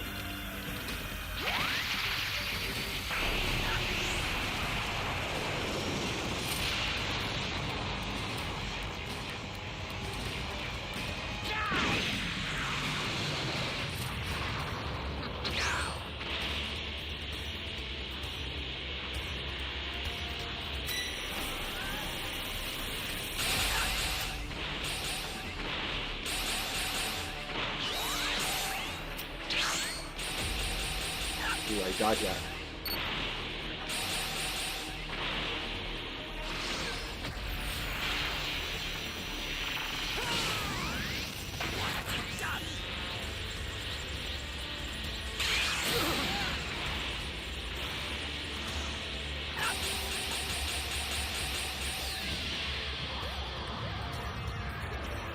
Not good.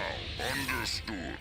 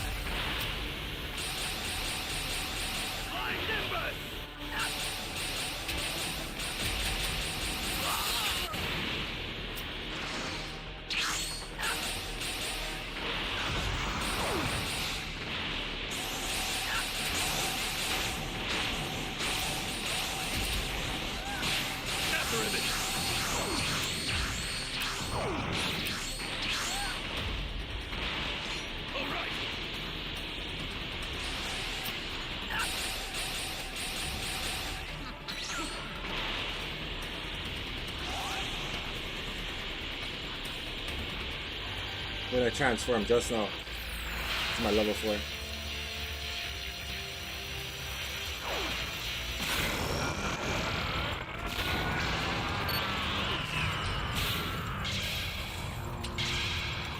Well then, let's begin, shall we?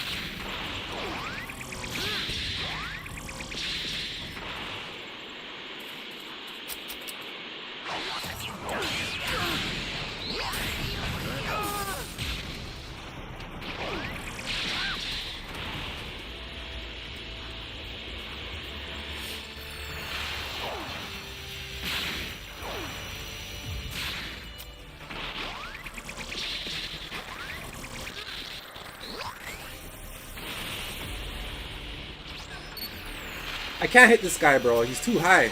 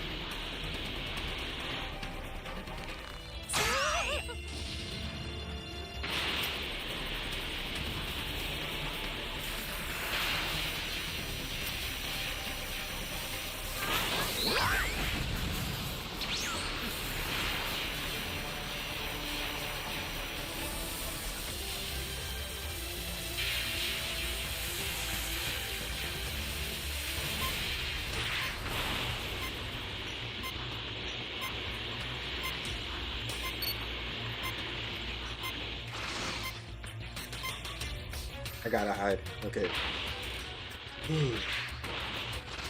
I was about to hide because if he got me with a Kamehameha or something, I was gonna die. But I was gonna destroy the area and use my special, but I won that match. You're no match for me. That was a close game.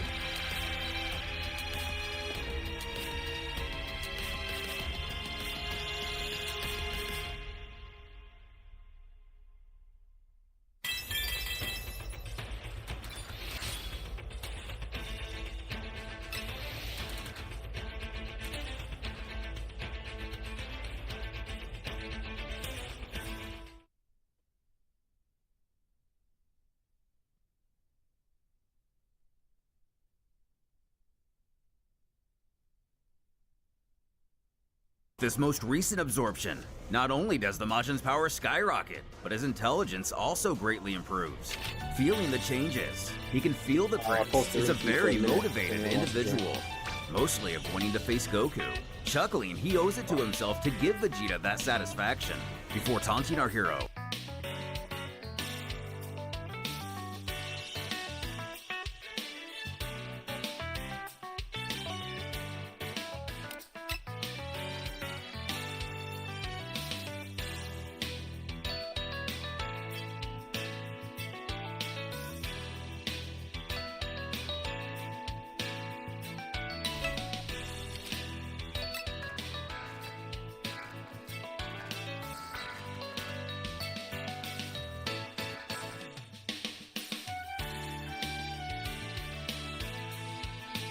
You got 2 minutes.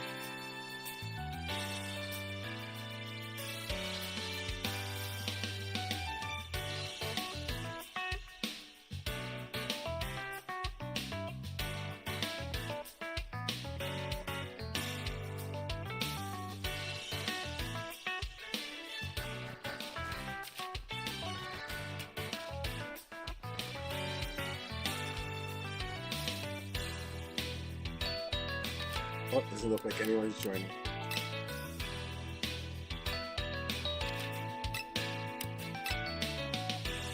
Back to the multiverse.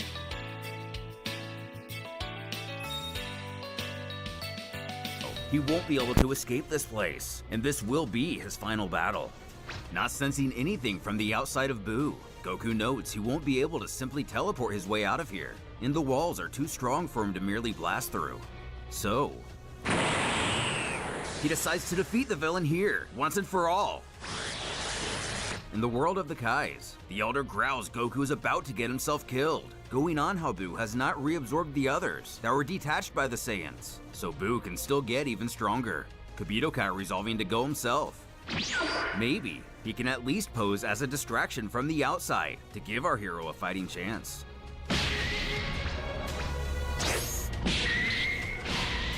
Running away is useless. Tired already? Tommy!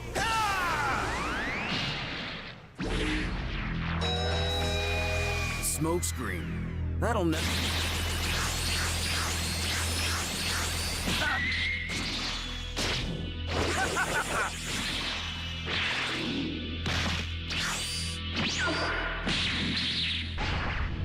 Can we not be left alone? All right, enough! He's gone. Looking on, Dende recognizes Kibito Kai in the distance. While Goku knows he must take advantage of this opportunity, believing from in here, the Earth shouldn't be at risk. And the Kaio is either unconscious or dead. Buu figures with that settled, he still has a battle waiting for him, even if his opponent stands no chance. Sorry for making...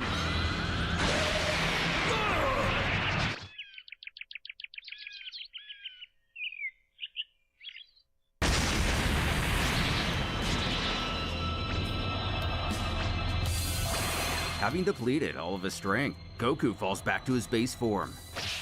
And to his horror, Buu simply regenerates. Chuckling, he's impressed. If the Saiyan had used that attack on the outside, he may have actually been completely obliterated, along with the planet and entire solar system, calling it quite the beautiful finale. Without hesitating, he welcomes our hero to his new home, reaching out to absorb him. The god of Earth laying witness to the last of their defenses, succumbing to the monster. Buu even reabsorbs Gohan and the others, becoming more powerful than one could imagine. With this, he resolves to destroy the Earth as previously planned. But hesitating, he realizes he doesn't want to anymore. After Goku and the others became a part of him, their will to save the world is too much, giving the Majin an affinity for the planet as well. In fact, he wants to fix it now, shouting for Dende to gather the Dragon Balls to undo everything that's been done. Well, mostly everything. Who, shaking, notes it'll take 4 months for the balls to be usable again, but he'll do his best, not sensing any evil intent or deception within him. Satan asks if this means everything will go back to normal, leaving the pair to wonder, has he become good? Strolling up to Kibito Kai, he's happy to discover he's still alive, but very close to death. He turns him into a cookie, eating him, so probably not good per se. Walking off, he states he feels like doing some training now. And working fast, Dende is able to reactivate the Dragon Balls in only a few days, reviving everyone killed since the World Tournament, and undoing the destruction the Majin has done. Amazed to see they're still alive, Krillin can't sense Goku or the others, but a voice assures them it's okay, as they are all still alive, inside of him, before explaining they won't be seeing their friends anymore, and that's just how it has to be, but he will leave this planet in peace. Then questions Bulma, "You there? You're pretty smart, aren't you?" Absorbing her into his collection, to the terror of the surviving Z-Fighters. Noting the lack of change in his physical form, his body must have recently stabilized, but he can feel a great difference in his intelligence. Happily bidding the rest farewell, very similar to how Goku would have, but promises to visit from time to time as he takes off into the sky. And that's how the long, long story of Superoo would begin. Going on to absorb anyone with interesting skills. He'd travel the universe committing both good and evil, depending on his mood.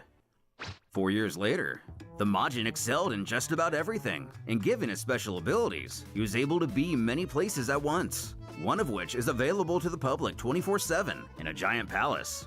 A message at the gate reading, "Boo, omnipotence God, I'll grant your wish, or kill you. Stay in line."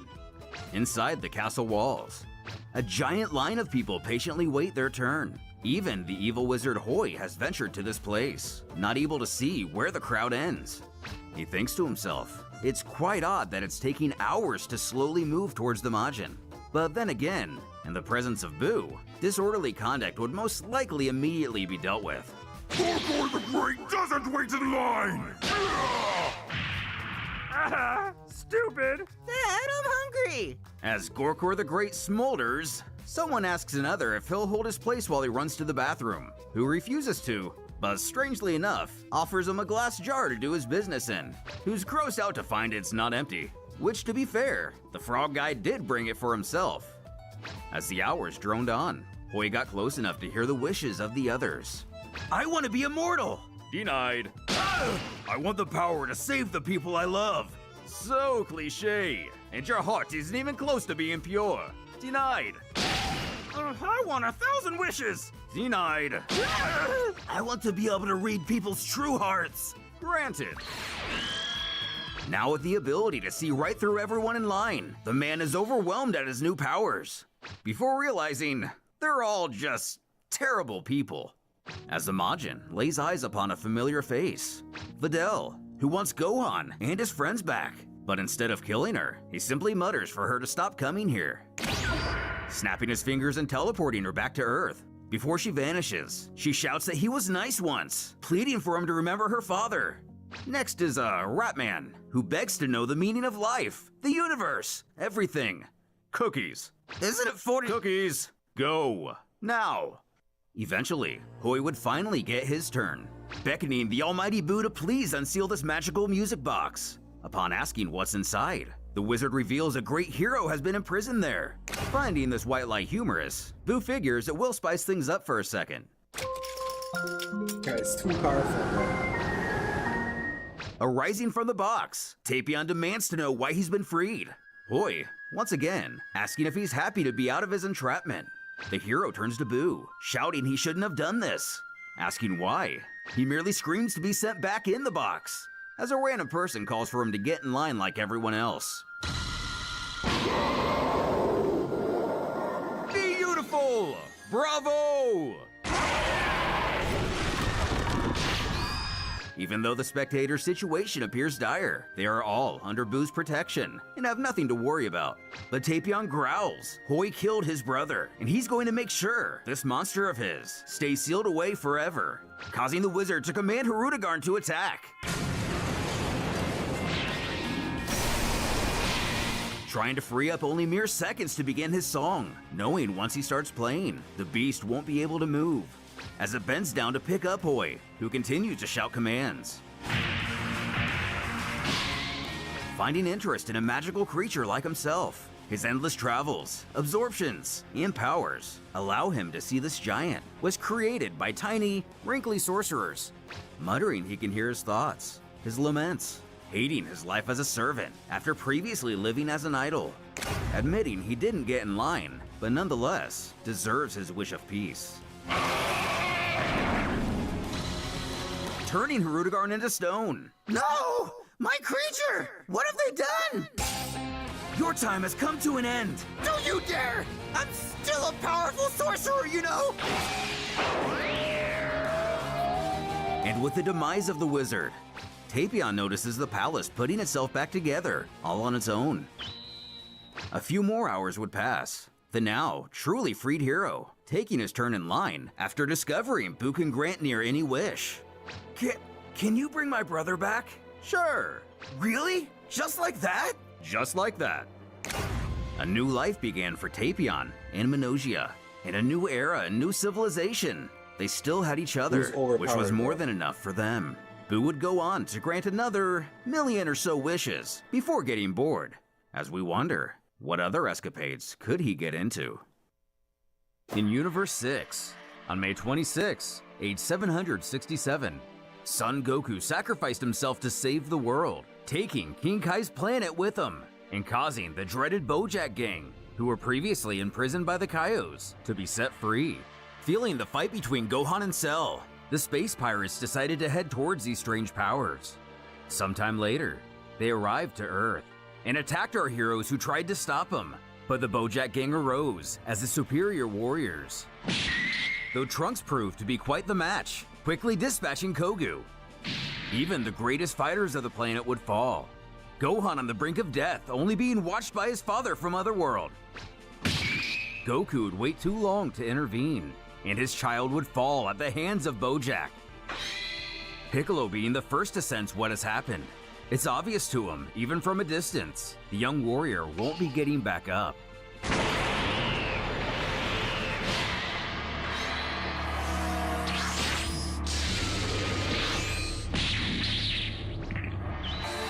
Get out of my way!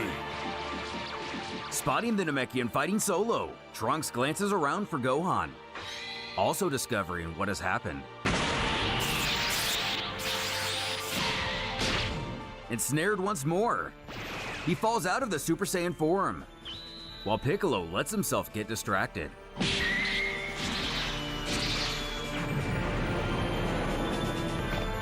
His foe jeering he'd just give up.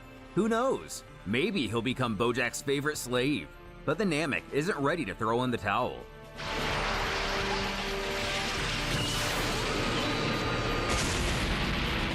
Who's next? But looking around, it seems the space pirates know something we don't. Bojack quipping, his current fight isn't over.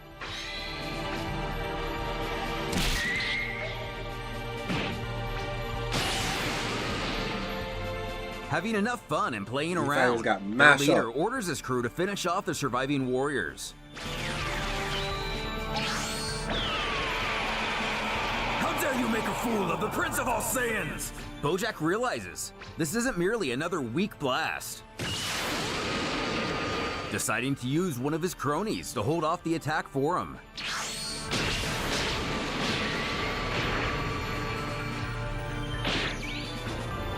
The villain wisely sneaks up on Vegeta from behind to end him for good, while Trunks looks over, calling out for his father. It finally dawns on Bojack the pair's relationship. Laughing aloud at this revelation, he assures him not to worry, as he will soon be joining him.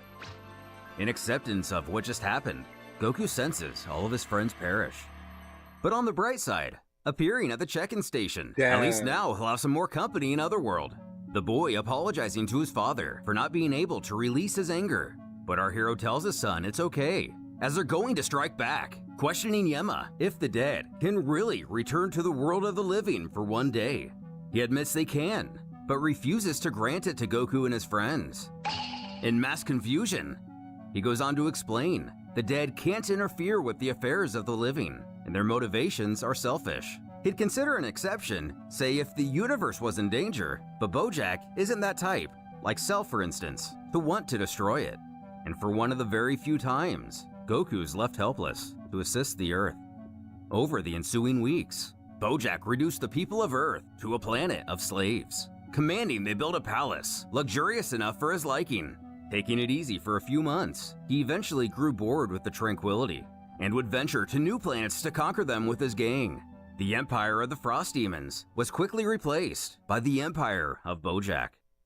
In most universes, not disclosed which, we peer in on planet Jaina at the Jackal's secret base. A scientist expresses his approval in some recent test results, and their subjects will be able to give a demonstration within a week. Looking behind him, it appears to be some sort of prison. Zooming in on an elderly man with an eye patch, whatever these people's situation is, it sounds rather dire, as he talks about how the project will have to be perfect, as they've invested all the city's resources on it. If they fail, the demons Polar and Cold will destroy them all with ease, and we can assume the smaller of these two warriors shown is King Cold, but Polar is a completely unfamiliar name up to this point, possibly a brother or unknown son of the tyrant. But his colleague urges he not worry, believing the subjects will prove superior, boasting their new technology is perfect, and they won't have merely 2 or 3 invincible demons, but an entire army. Pulling up files on their subjects, his personal favorite to defeat Cold is Commander Sugui, who has a power of 780,000. Next is Lieutenant Baido, whose strength is much less, but still formidable at 160,000. Both volunteers for this project. Another volunteer being a former firefighter by the name of Bojack, who nearly rivals Baido in combat, before stumbling upon some familiar criminals who are all prisoner subjects and not willing participants, all much weaker than those previously mentioned. Bojack, habitual criminal, power 110,000. Zangya, professional swindler, 65,000. Newcomer Goanna, mercenary, 48,000. Gakuwa, or Kogu, Unspecified offender, 45,000. And finally, the orphan Bujin, who unlike the previous forementioned, is speculated to be a volunteer rather than a prisoner, though it isn't confirmed. The scientist is a bit reluctant to trust the captives, questioning how they know they'll obey, but as Underling assures, they are very much under control, and he'll see during the demonstration, everything is going to be okay. But if only they could have seen the Curb Your Enthusiasm meme coming, as the entire compound has fallen into complete chaos and destruction. Sugui, Baido, and other soldiers confront Bojack, demanding to know if he's the one responsible for the slaughter. The pair familiar with each other. The pirate confesses he's dreamt of beating down the commander for a long time now, maybe even more so than the scientists who have been experimenting on him during his entrapment here. The Sugui finds his demeanor foolish, as it's well known he alone is more powerful than Bojack and all his cronies combined. Though that is a trend the villain intends to put an end to, as these countless experiments have proved to have a latent effect on him. What the?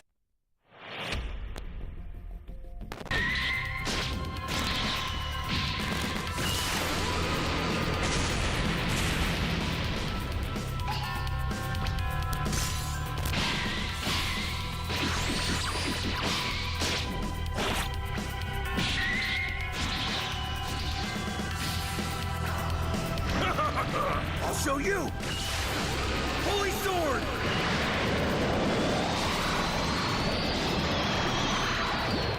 Incredible! Bojack's power is on par with Commander Sugui! No, he's become...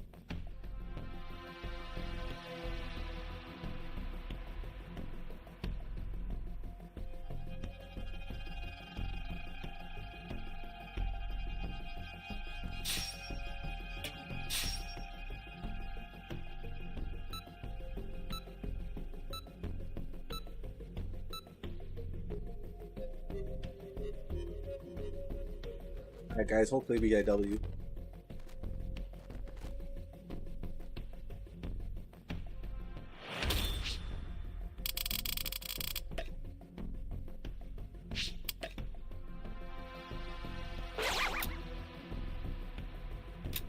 Finally willing to put up a fight? You really thought you could beat me with that pathetic power?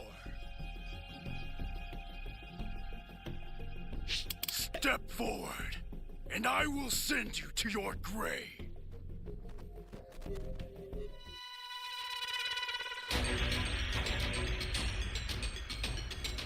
Probably gonna hit the summon afterwards.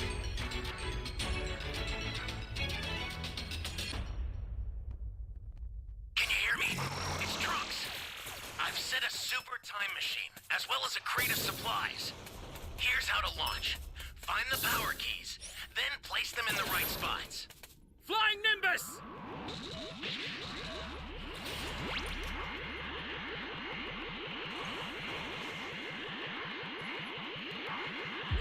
You found a power key.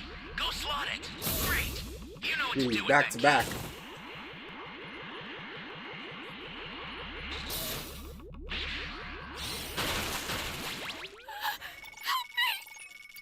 Got you, sweetheart.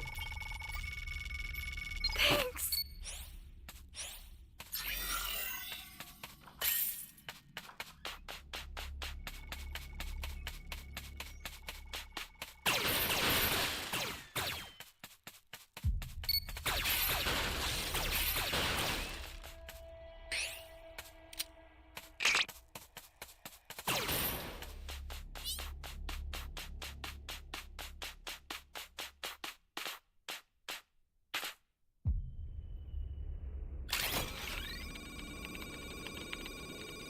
Don't worry guys, I'll go plant all the keys.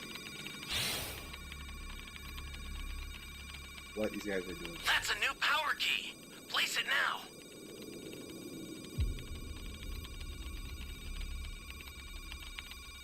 So he's waiting for Bully level 3.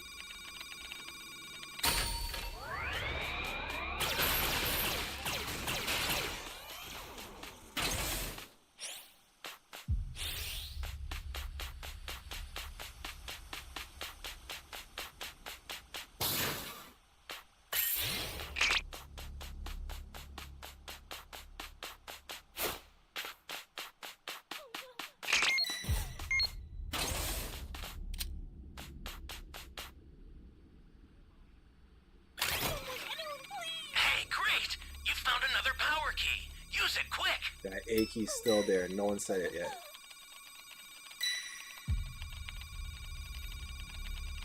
Someone, anyone, please! Ally down! Oh, no. If you intend to rescue them, watch out for enemies. Great! You know what to do with that key.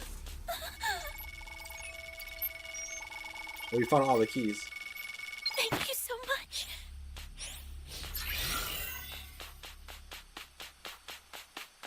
This is Dragon Ball The Breakers. It looks like Xenoverse. Yeah, you're right. They used some of the assets from that game into this game and just changed it a little bit. But yeah, this game's called Dragon Ball The Breakers. Sorry, you didn't see your message.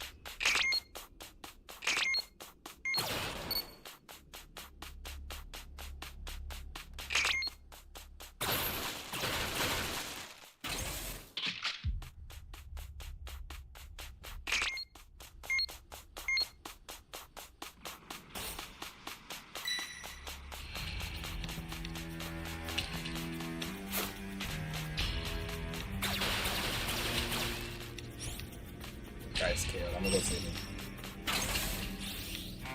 Remember, I kept saying someone needs to go set that A key. You see what I'm talking about? This the key's still not set, guys. Flying Nimbus!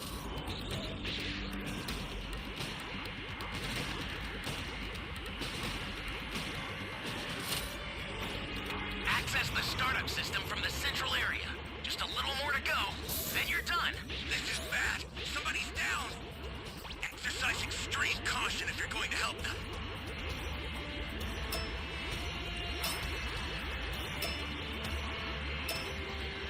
The startup system's under attack. It's dangerous, so tread carefully if you want to get closer. The startup system is under attack. Stop it if you can, but retreat if you need to. Got it? We need one more Dragon Ball. I owe you one.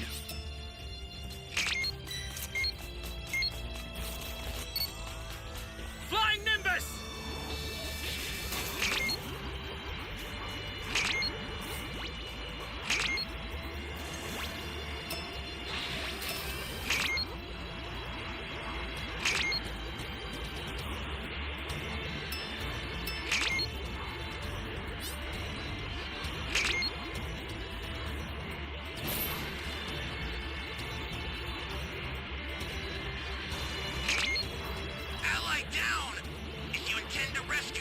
Watch out for enemies!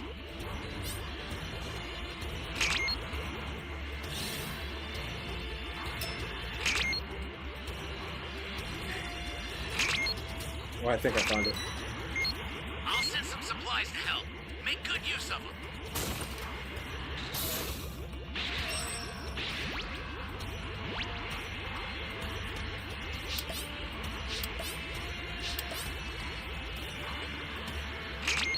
I think the Raider took the last ball though. Here. An ally needs your help. We don't know what danger awaits. Think Took the before last rushing ball. in. Ally down. If you I'm gonna intend just to drop this rescue thing. them, watch out for enemies.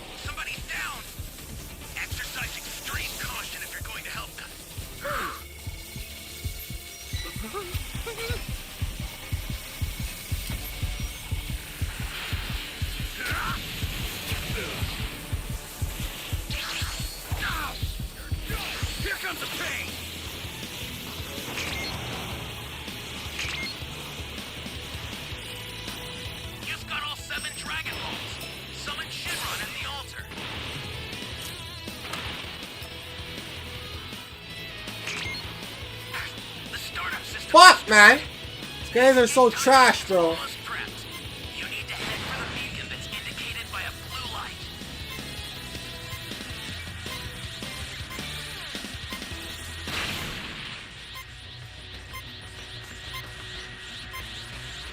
I've sent the escape time machine. Use it to get out of there. The escape time machine is back. Run! Whenever you have a beacon, you can call it again. Now, state your wish. Consider it. My teammates are playing like doo-doo, bro. Why did they let him destroy the time machine, bro? The escape time machine. Use it to get out of there. If they all just left. The escape time machine is back. Whenever you have a beacon, you can call it again.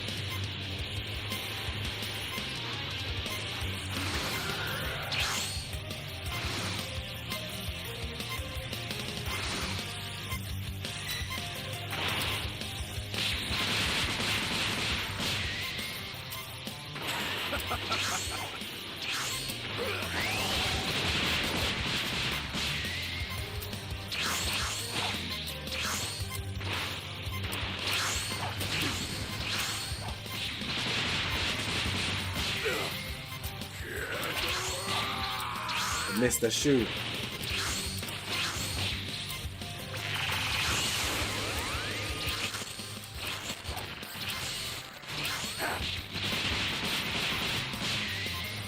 Ran out of time.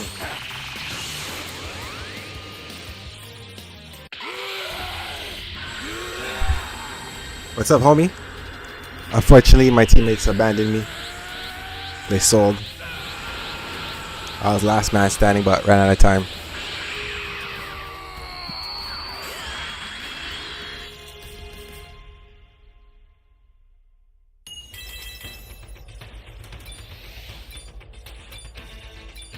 Leveled up a little bit.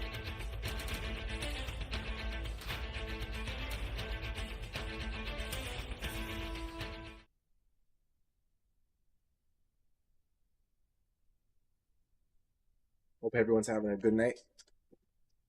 Right now we're just playing some Dragon Ball The Breakers and watching Dragon Ball Multiverse Backstories manga version. So in the meantime, between time. Come even stronger.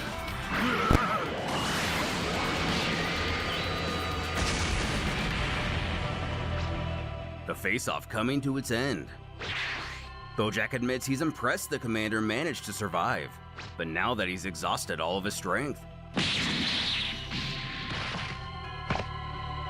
I will never be defeated by you. Never! With the most powerful of his opposition dead, Bojack looks up at the bystanders, asking if they have something to say. Zangya piping up. She's always admired his work, wanting to join forces as his follower. He too knows of her skills, claiming there's no one more deceptive or opportunistic in this world, welcoming her to the crew. Lieutenant Bido, ripping off his sash in renouncement of his current alliance, also vows himself to his new leader, so long as his journey involves violence. One by one, the others also declare their loyalty to Bojack, though Koju seems a bit uncertain. Yeah, when this a is a man fan-made begins pleading manga. with everyone to be reasonable, Bojack is a murderer and criminal, reminding their goals to take down It's called Dragon Ball and Multiverse. Snower, who have pillaged their planet. So there's like a 6-hour like chapters, The apparently not of a so multiversal shy kid then tournament. severs the top of his head, and then telling the them to tournament shut up, concluded, and while then maintaining right now we're that watching the defeated look on his backstories face. of everyone who entered that Nothing tournament. further. Bojack barks for everyone who approves of his leadership to follow. The YouTuber's Hiding name is away, Mondo the Cool, orphan Boojin, who seems very scared and MONDOCOOL. unsure of himself, think that's how peeking you out to pronounce find it. the rebellions flying away. He decides to follow. While Bojack's story would differ greatly through the many universes, for now, We're left to wonder his relationship with Kat and the other benevolent Well, we fighters found of another Universe match. 6. Should begin in about less than a Shortly minute. after the second round of the Multiverse Tournament, the Vargas careen a ship to escort a handful of contestants back home. Some of them more bitter than others. On board, one of the operators questions why they regret not watching the rest of the event. After all, this isn't just a once-in-a-lifetime type of thing. It's actually rather hard to quantify now that I think about it. But the pirate merely scoffs us off, uttering, "Who cares? Let's get this over with. I miss my palace." Zangia takes the opportunity to snarkily ask which palace he means. Though now that she mentions it, all of them actually. At the same time, Ujin appears to pop. And way in the back stand the Magic Girls. Furthering his pompous hollering, Bojack squabbles on how he doesn't want to hear about the other universe.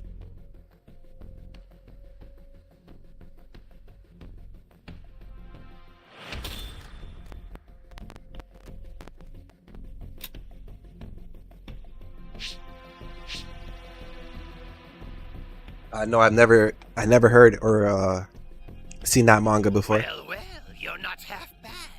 But unfortunately, I'll look into it. half good isn't good enough. Compared to me. Have you seen or watched what I'm watching right now, the Multiversal Tournament? After that, I might watch the Demon Realm.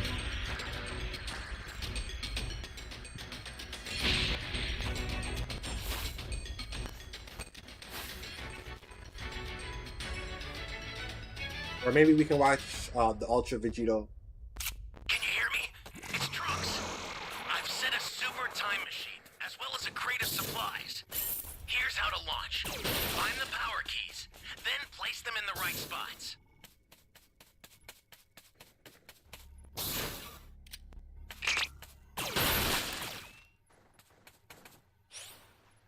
Flying Nimbus!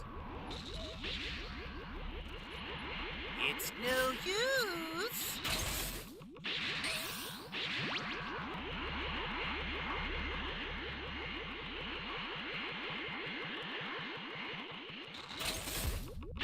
Gotta be on guard.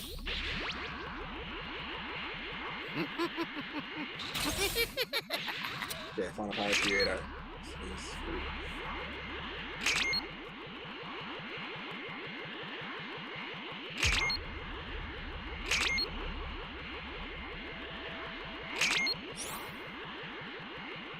You found a power key.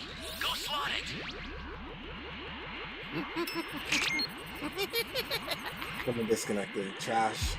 God, I was so close.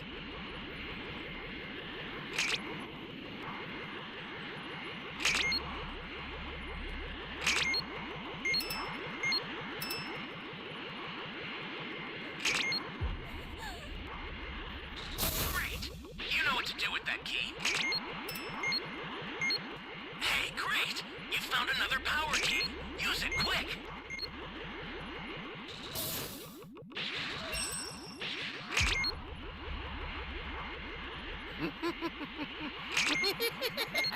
But nah, I've never seen or heard of it. Is it good?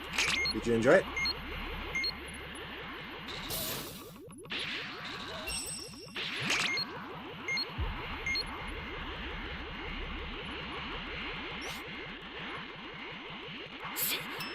Saiyans.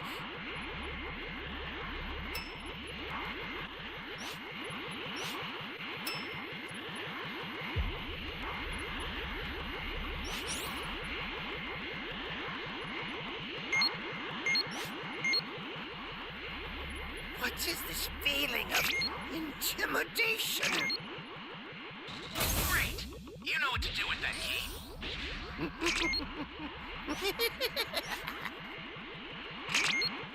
What?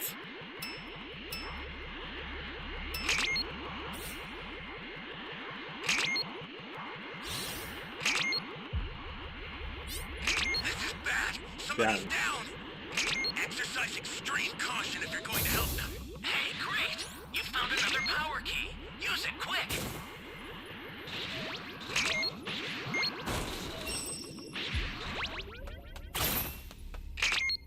This key, bro. Dude, this is Dragon Ball.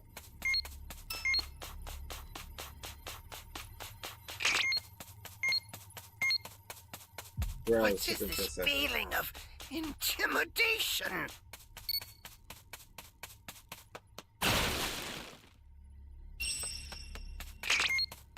What? Yeah, I found all the keys and no one set, not even one. What? What? I'm gonna look into it, brother.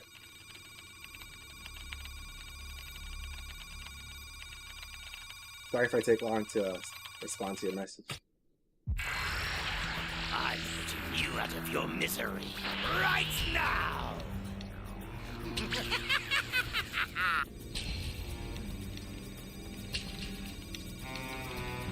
No, you don't. Flying Nimbus!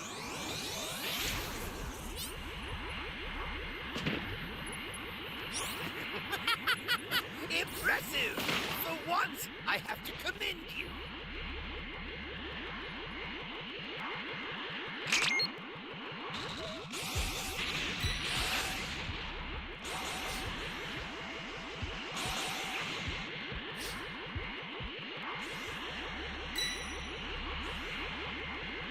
Well, he didn't see me? An ally needs your help. We don't know what danger awaits. Think before rushing in. This is Like, bad. why would you do Somebody's that, bro? down. You just sold. Extreme caution if you're going to help them. And Gotta get the hell out of here!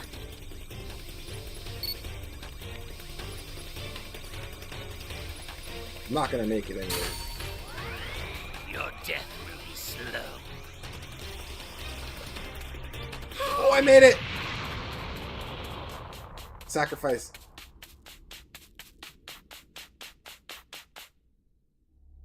Your death will be slow. I'm going to torment you until I'm satisfied.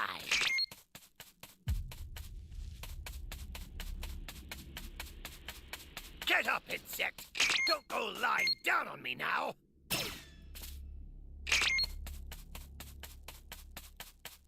I'm only level 2. We're screwed.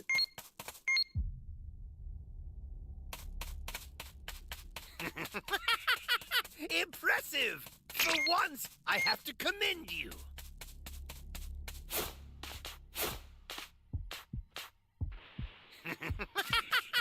Impressive! For once, I have to commend you.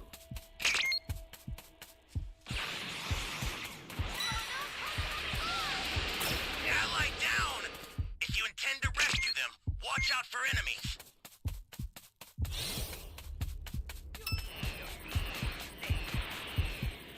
We only have 4 players.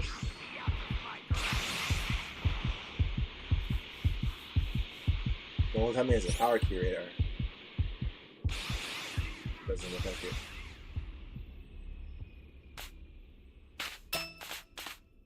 Nothing to say?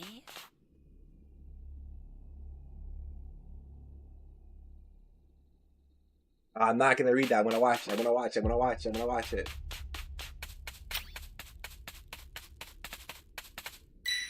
Now it is within my grasp to carry out my mission to topalize the entire universe. The startup system for the super time machine is ready. Whoa. Head there now. I was about to go like that.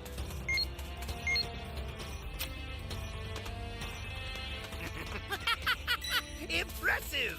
For once, I have to commend you. No, you don't.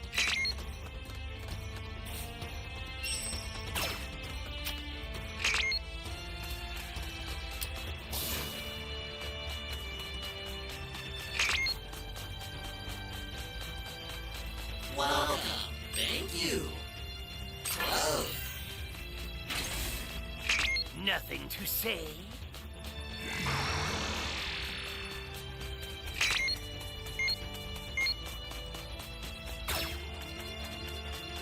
No, you don't. Flying Nimbus!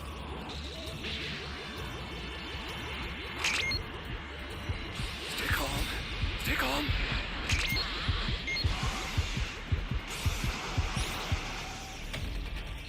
Before you die, allow me to show you what a fully evolved How did this guy Tapion is transform, bro? truly He didn't kill no capable one. of.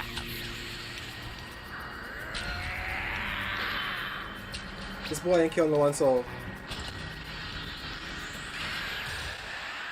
how you power up? I can flood some ultra-divine water with the supplies. It should purify any abnormalities in the body.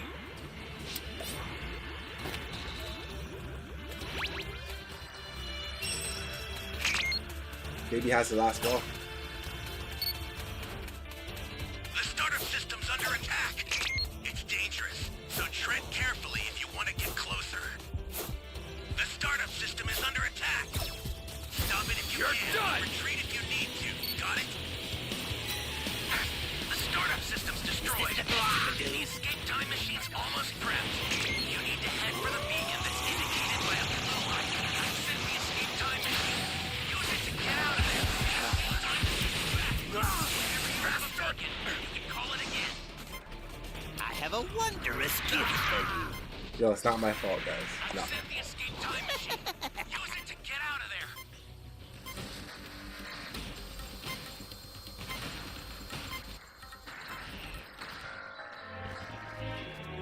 Not my fault. It's not my fault, bro. I found all the keys, bro. And I got 6 Dragon Balls. It's not my fault, bro. I did my part.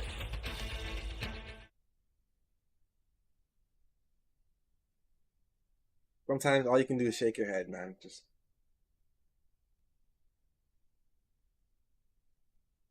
Versus ever again. After this little tournament, all voyages will be banned. And glancing back at the aforementioned Magic Warriors, the villain thinks that fortunately for him, there will be something to distract him and his gang once they return back home. If anyone wants to join the lobby, just let me Ship know. phases into their dimension without incident. I'll give you the room key. Upon inquiring which group should be dropped off first, Bojack insists to the pilot that honor should go to the young ladies, of course. All of which sport a face that can be best described as confident skepticism. Jet simply, and sarcastically, replies how sweet a gesture that is. Landing below on planet Zitral 4, the Magic Girls step onto the exit platform, but something has the Vargas confused. Does Bojack's crew intend on leaving with him? The brute comments on how he needs some air.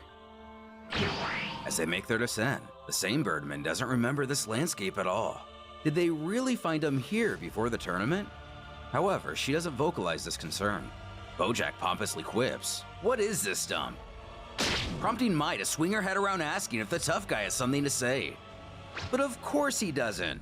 At any rate, the reluctant time has finally come to bid their new feather-headed friends farewell, thanking them for everything. They can go home now. That's when Xenia realizes, did that girl just try to provoke Bojack? The Varga interjects that she thought they just wanted some quick fresh air. Doesn't he want to be dropped off on his own world? Jet assures that if Bojack and his crew want to visit their planet, they're more than welcome here. Which seals it for Xenia. This is a trap. The birds don't waste any time and quickly move back to the tournament grounds, as Xenia urges her boss not to play their game.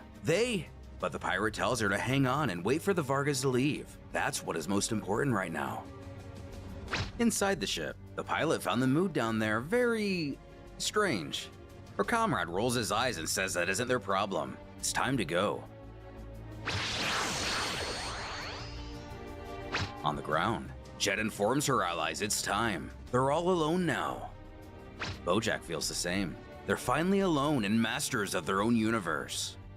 He tells his grunts that they're gonna start by shredding these little wenches and take care of their planet. Looks like they missed it during all their years of pillaging. Interestingly enough, Ujin doesn't appear as amped up as his counterparts. Replying to his statement, the blonde heroine utters that Bojack didn't miss their home planet. Her and her friends have simply chosen a quiet place to finish this, as they're here to kill him. Year 778, around 16 years ago, we get a look at the sacred temple where the magic powers of the Chosen Ones were developed. Someone who appears to be a priestess inquires to another about a new gift of some kind. Though it's not that cut and dry, her comrade replies that they're still studying the case. Asking her to elaborate, she explains that this new gift either means she's gonna have the power to turn people into cats, or Lynn has the power to transform herself into a cat. The priestess, finding this interesting, questions what Lynn thinks about all this. But unfortunately, they're also studying ways to transform her back into a person. Just as someone else comes running in from out of nowhere shouting, "Death! Death!" Trying to figure out exactly what she's talking about. The woman continues to go on saying thousands of people will die, before she can even fully explain. What she refers to makes itself known. A trio of familiar pirates. Even in their earlier days, Saiyan chastises her boss for what a pain he is. This city was the pinnacle of civilization. Art, fashion, goldsmithing, everything was here. She wanted to make herself a palace, and he just goes in and destroys everything without warning. However, the brute has a dissenting view of things. He himself can't stand pretentious people all dressed up like they're a walking carnival or something. His comrade argues it's called refinement, something he obviously doesn't know about. As the two continue to butt heads, Bujin figures here comes a hissy fit. Lowering herself to his emotional maturity, Saiyan offers her apologies to Chief Bojack. She was only having a stupid little tantrum. Will he ever forgive her? And with exchanging few more words of the situation, Bojack ushers them to the next town. He doesn't like the smell of smoke here. In present time, Jet screams, 356,000 dead. That includes all of their families. Bojack chuckles, so they hate him. There are people everywhere who hate him. This is nothing new. Which Bujin takes as the perfect opportunity to contradict his boss. Actually, this time there is something new. Baffled, he questions his underling what he's doing. He'll respond.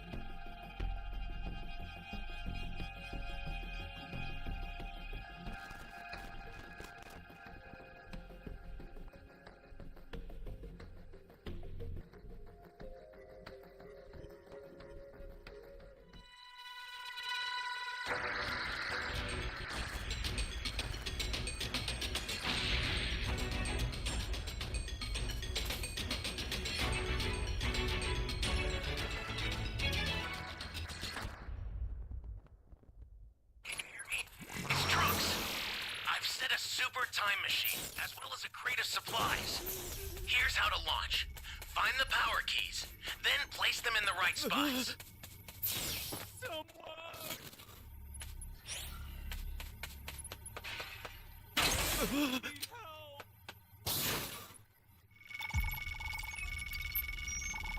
If anyone wants some advice, always open the boxes first, just in case it has a key. So while you're saving a civilian, hopefully someone else will start planting the key.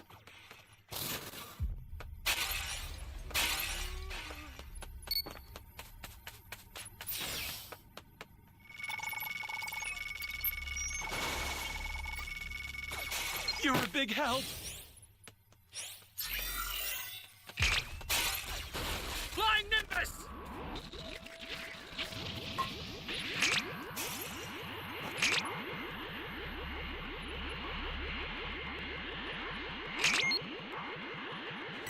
You found a power key. Go slot it. Great. You know what to do with that key. You got it. Well done. We found the A key already. That D key's over there.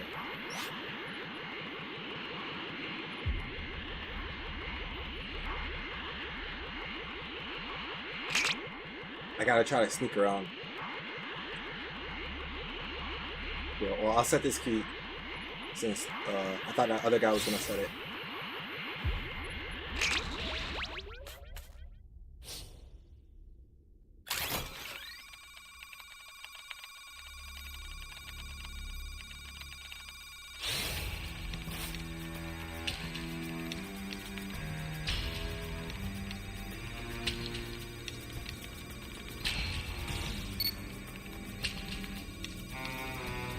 What's the big idea? Thought I was a goner there. Flying Nimbus!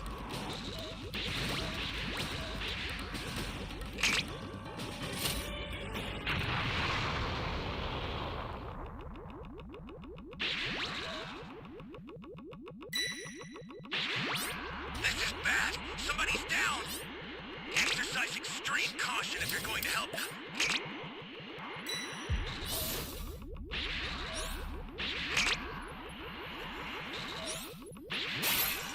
Well then.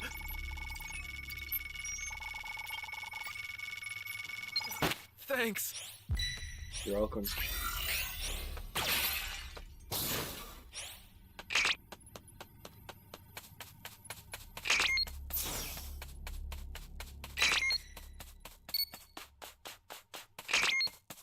An ally needs your help.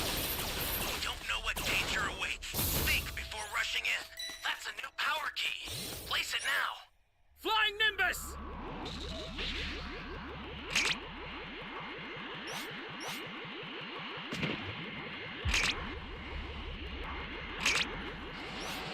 Great. You know what to do with that. This is bad. Somebody's down. Exercise extreme caution if you're going to help them. Someone perished.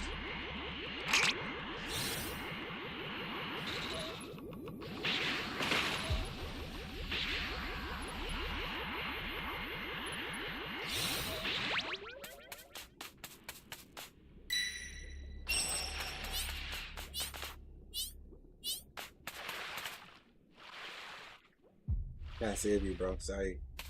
Too far.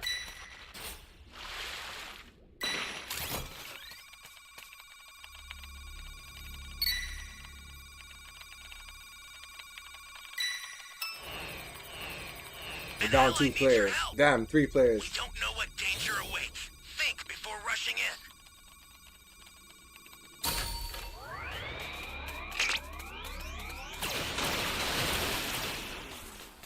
Flying Nimbus!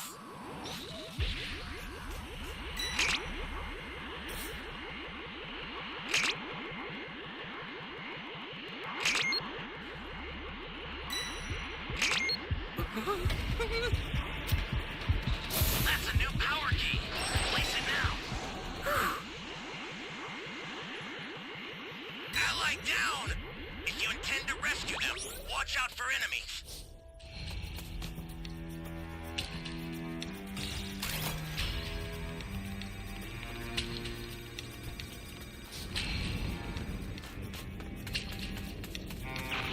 A super transfer is headed your way. Oh, come on! Take it now.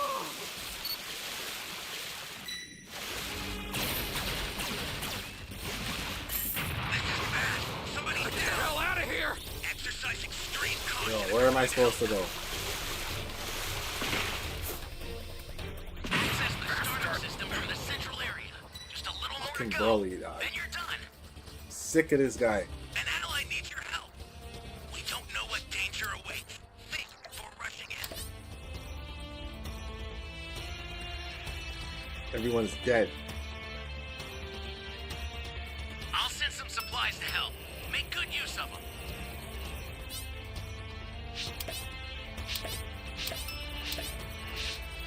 The startup system is under attack. Well, there was nothing I could have done.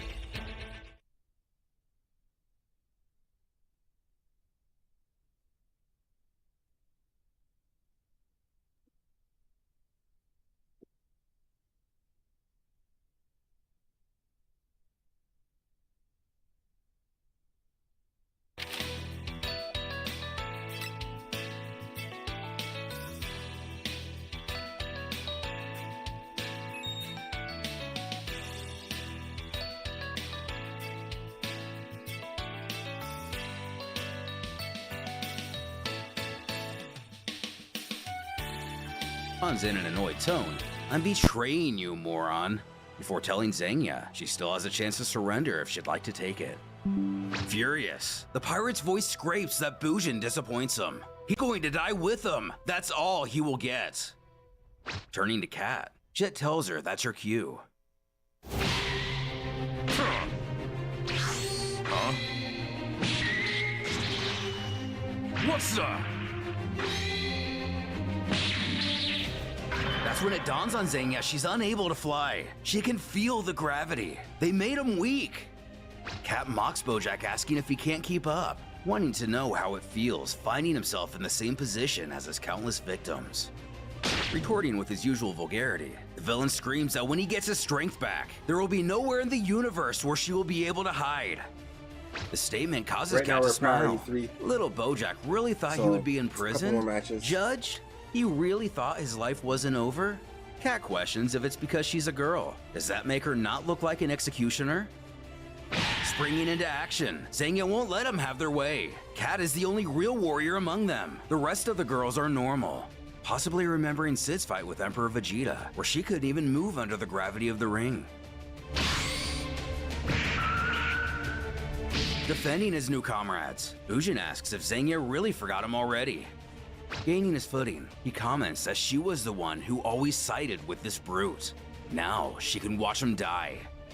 With some words of her own, she argues that they had no choice but to side with Bojack. That includes him too. It was support him or die. She reminds Bujin that he himself was nothing before him, a ridiculous introvert. Bujin actually agrees with this statement, but unlike her and Bojack, he evolved. Bojack is still dim, and Xenia is still a liar. Continuing her monologue, Cat tells him to think again. At the same time, Bojack falls to his knees knowing full well he can't transform.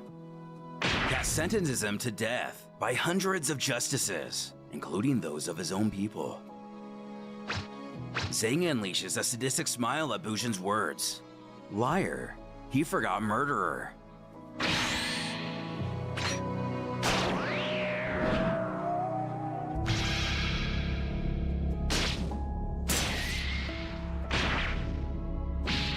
Slicing Bujin's neck. Turns out the others are a little less normal than Xenia gave him credit for. At least under the current conditions, they are easily able to overwhelm her. They shout out that she is also sentenced to death. As someone else moves in that previously didn't catch much attention before. That girl.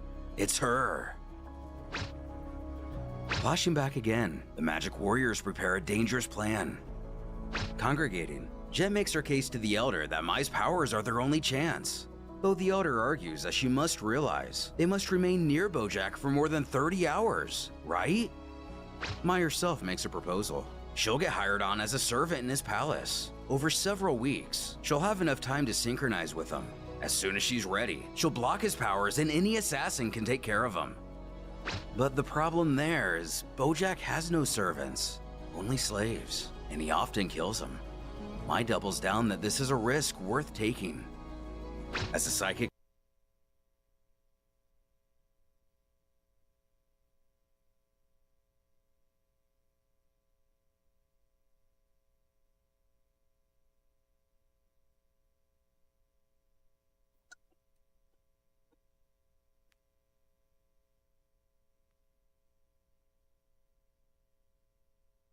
super time machine, as well as a crate of supplies. Here's how to launch it. Find the power keys, then place them in the right spots.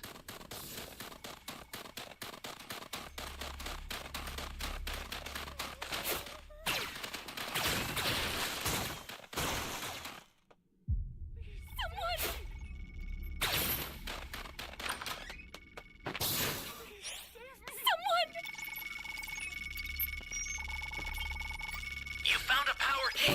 Go slot it. Hey, great! You found another power key. Use it quick.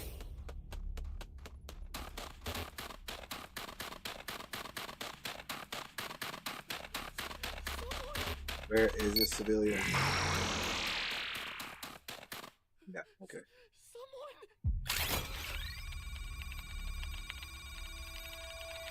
That's a new power key. Place it now.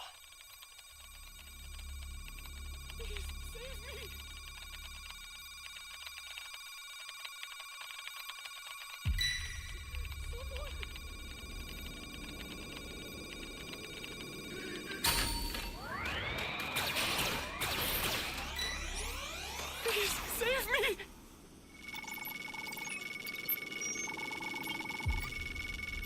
You're my savior. An ally needs your help. We don't know what danger awaits. Flying Nimbus! Think before rushing in. Great. You know what to do with that key.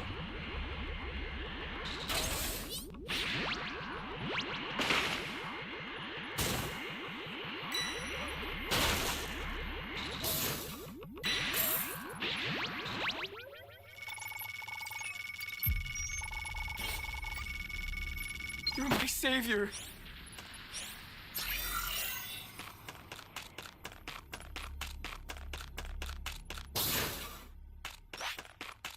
Ally down! If you intend to rescue them, watch out for enemies. Come on, bro. This is bad. Somebody's down. Why would you do that? Exercise extreme caution if you're going to help them. Just ruin the match. Excellent.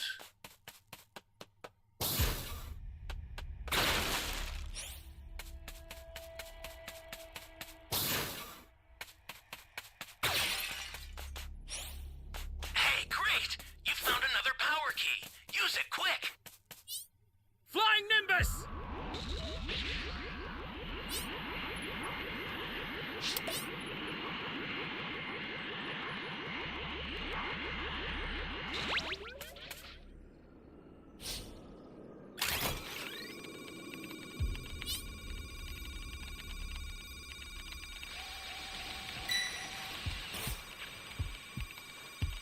Stay calm.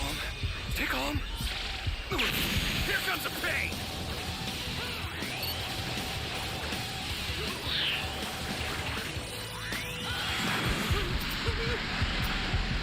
Bastard!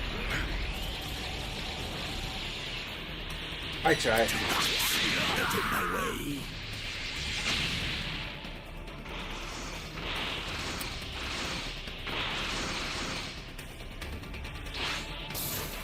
Hopefully someone's at the E key. Miss Coleman. Good job.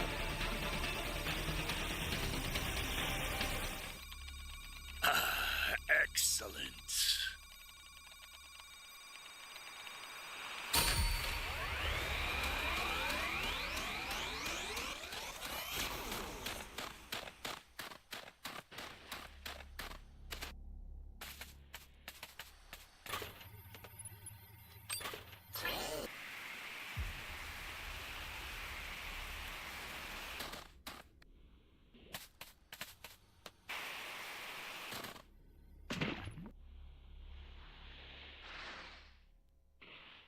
Camp in my body.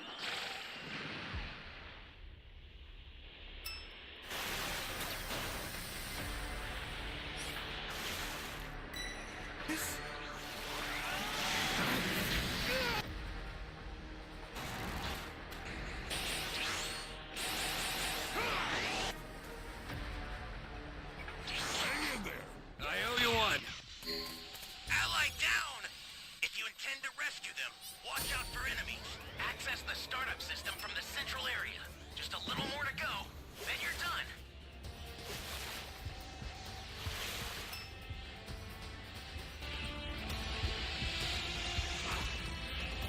Flying Nimbus! An ally needs your help. We don't know what danger awaits. Think before rushing in. Holy hell.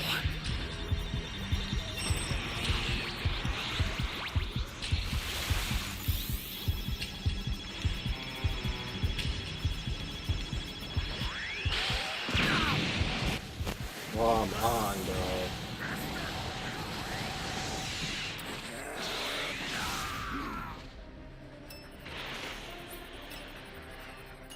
I don't know, man.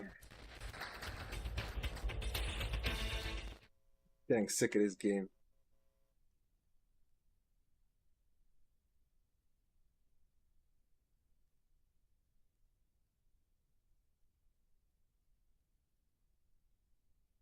From before on forums, it won't be necessary. Yeah, Beings but from that's- elsewhere will arrive in 4 months. They will give them an opportunity to stand alongside Bojack. For now, Oh, so their it's goal totally is they must okay. manage to generate energy that will attract them. With a blade at her neck, Saiyan makes one final plea to Bujin to kill that girl. The one called Mai. She's the one who controls their strength. Stop her and the 3 of them are saved. Still holding the wound at his throat that she caused, Bujin gargles out that he has always known that.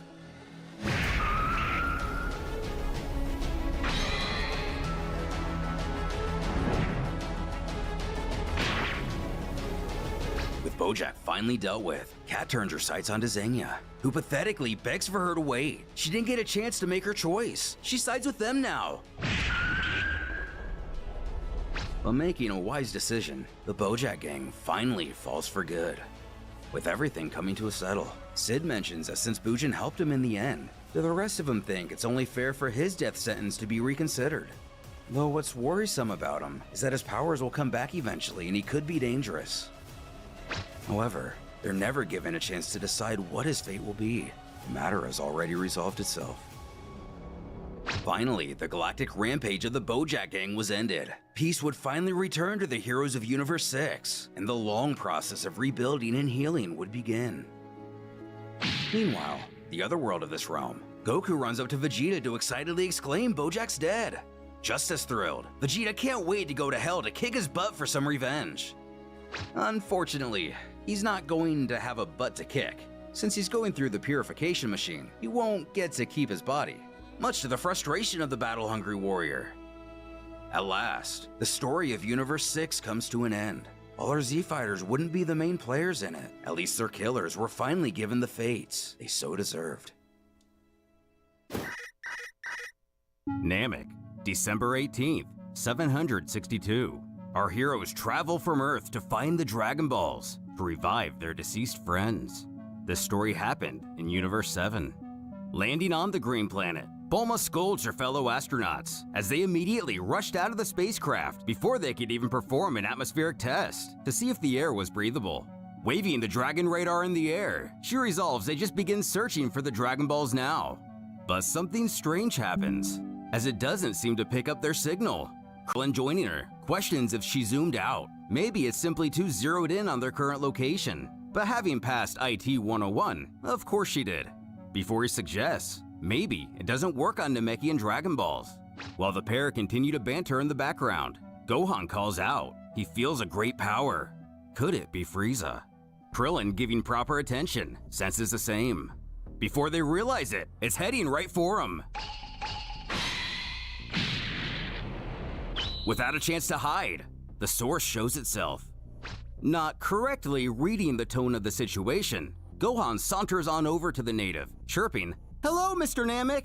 Staring at the visitors with a less than warm expression, he demands to know who they stole this Namekian ship from, causing Krillin to nervously spout it was given to him. But Gohan points out they didn't exactly ask permission, when the Namek utters, "You will pay for," before an attack ball, or one of Frieza's pods, zooms behind the gang, landing a few miles away. Our heroes don't have to take too many guesses who may be inside of it, believing it immediately to be Vegeta. Alright, we got a match. Krillin admits how he could possibly have recovered from his injuries so soon. Thinking aloud, the warrior wonders if this is the beginning of a second invasion. While the Earthlings try to clear everything up, how they aren't with that guy who just landed. In fact, he killed a bunch of their friends, one of which being a Namekian, and they've only ventured here to revive them. But having enough talk, the native decides he'll simply read their minds to obtain the information he needs. While the pod smolders in the crater, its door slowly creaks open, as whoever is inside prepares to wreak havoc on this world. Naturally, Vegeta, disgusted, he's reduced to relying on his scouter once again, sensing only a single power level, a giant one, pondering if Frieza could possibly be here alone.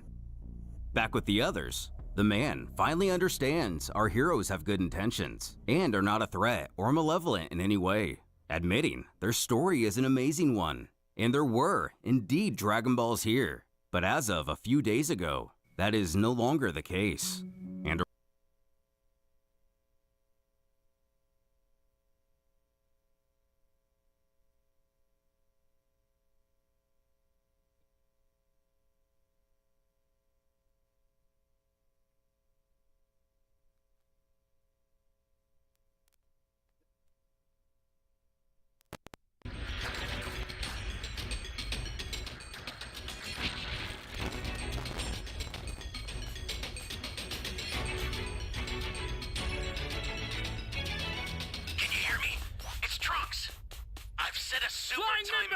as well as a crate of supplies.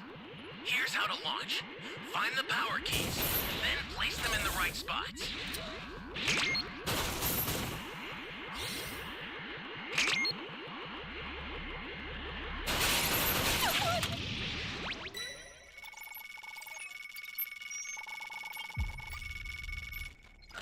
to save me? Something like that.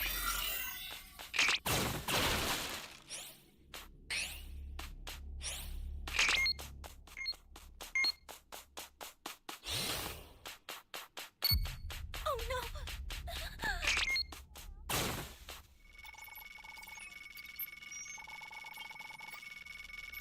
Thank you so much.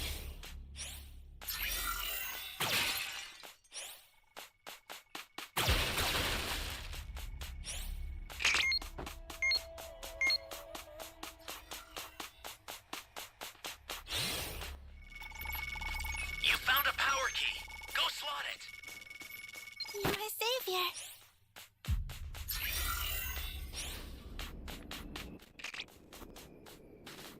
Flying Nimbus!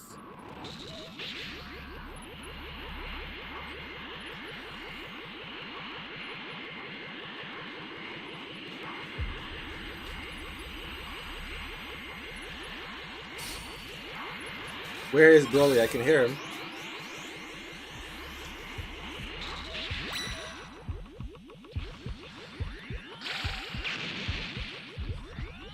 Holy hell!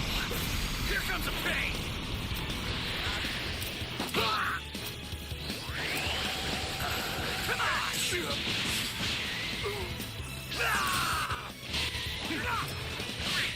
You know what to do with it. Bastard! Do not get in my way.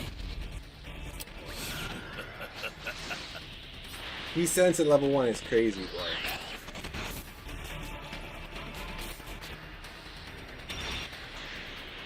Broly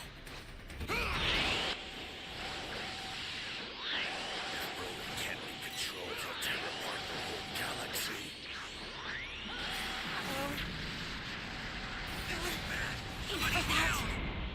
Exercise extreme caution if you're going to help them. What just happened? At long last. We planted the D and the B key so far.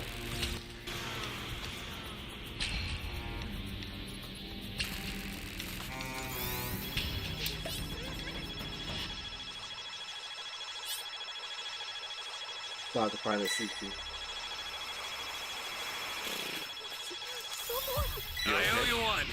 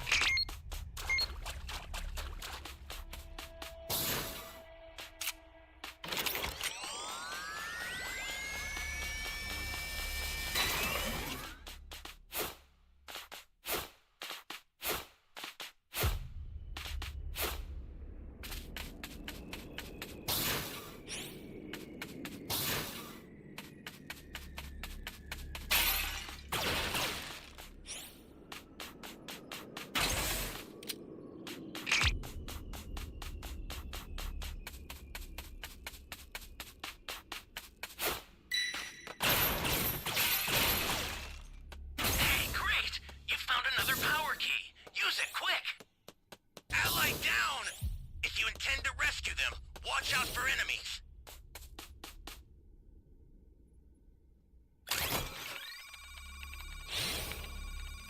Almost at level 4. And then we're done for. What?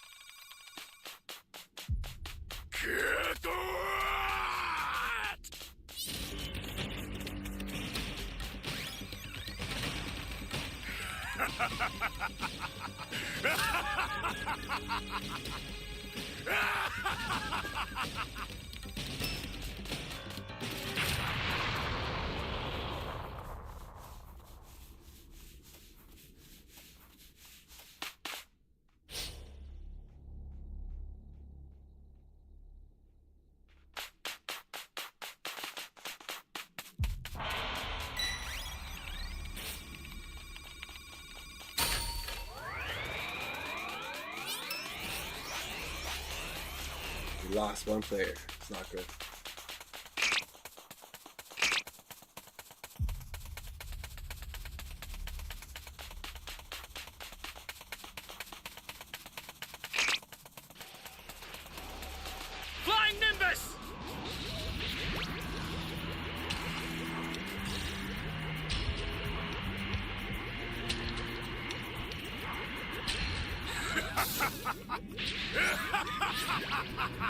I sent you a super transfer. Use it to hold the enemy back.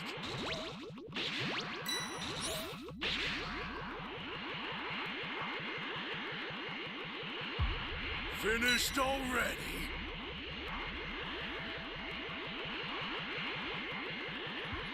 The key is always either at the top here or at the bottom. Always. So it's not here. In here.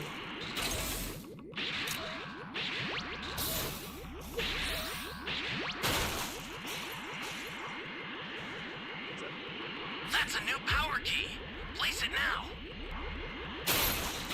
Finally willing to put up a fight? You really thought you could beat me with that pathetic If I'm looking for this power. E key and I see it nowhere. An ally needs your help. You don't know what danger awaits. Think before rushing in.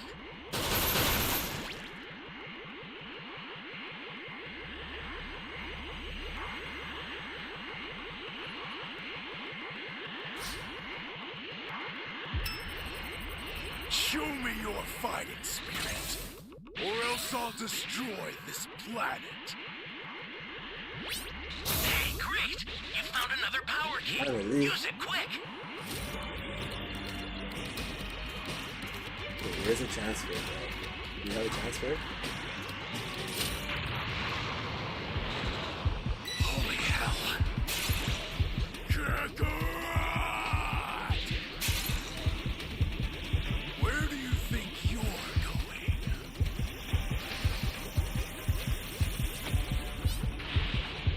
If he kills us, the emergency time machine will come. But he wants us to plant the key. You've done well, but your time has come.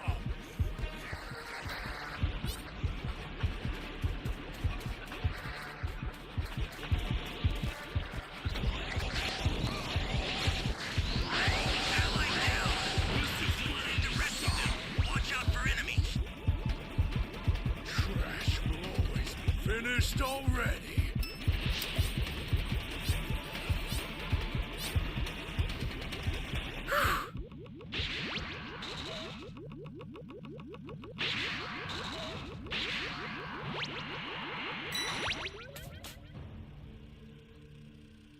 Where do you think Stay calm. you're going? Stay calm. Oh, man. Finished already?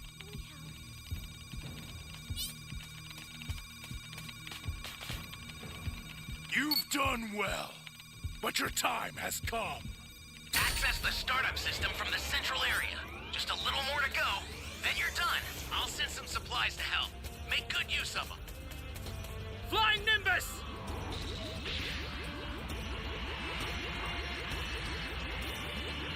The startup system is under attack.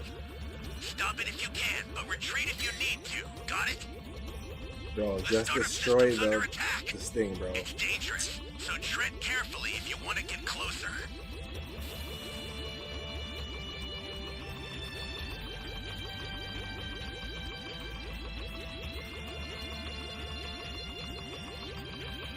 Show me your fighting spirit, or else I'll destroy this planet. What's the big idea?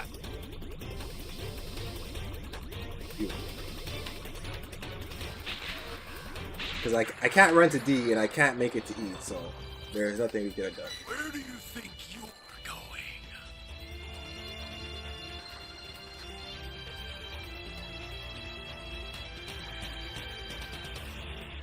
A monster?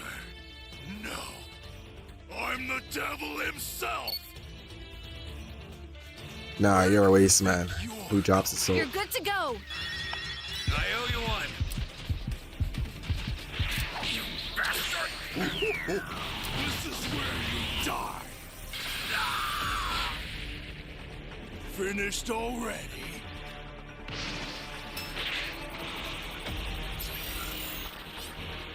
Finally willing to put up a fight?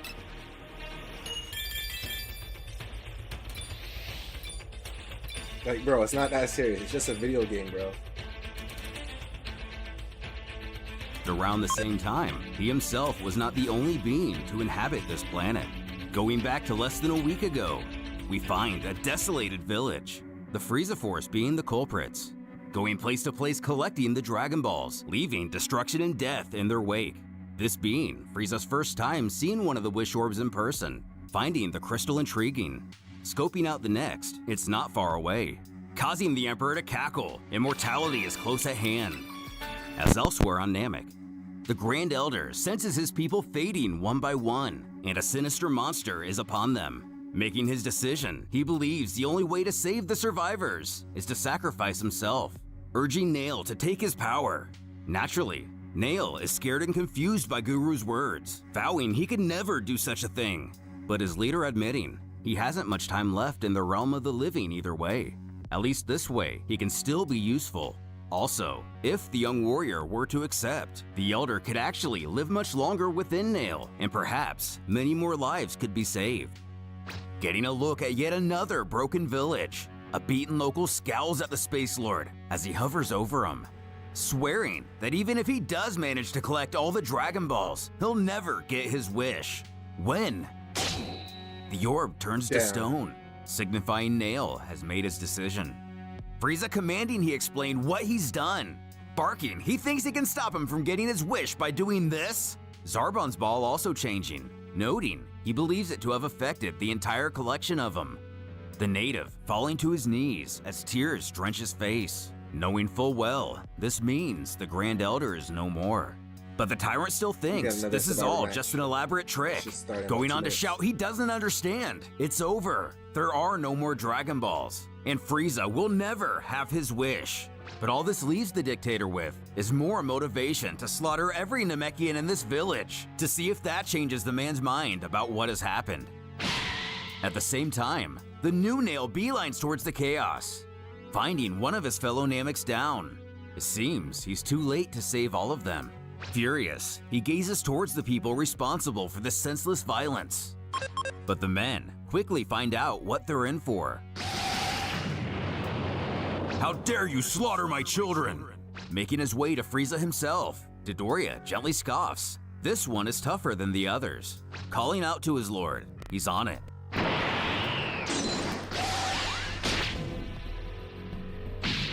Killing him with a single shot. Zarbon sees the reality of the situation, knowing this guy must be more powerful than even the Ginyu Force.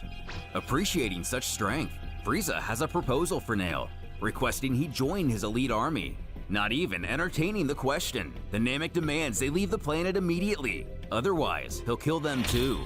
Taking offense, the tyrant wants to teach this guy a lesson, as he mustn't be aware who the fearsome Lord Frieza even is, shouting out if the native even knows his power. Interrupting the dictator with a kick to the face, Nail has reached the point of no return. Powering up to his second form, Frieza bellows he'll regret what he's just done.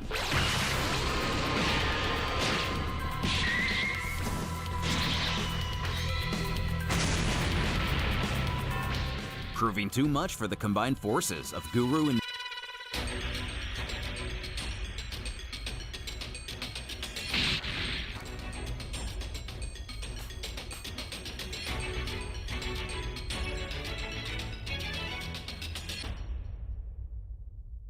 Can you hear me?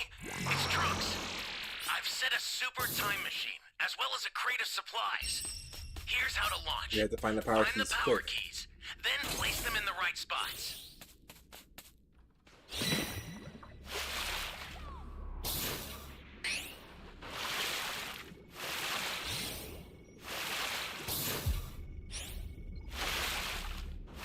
An ally needs your help. We don't know what danger awaits. Think before rushing in. Flying Nimbus!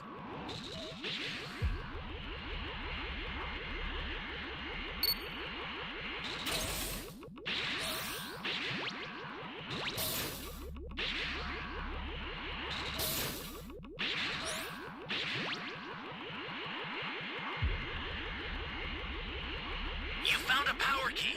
Go slot it.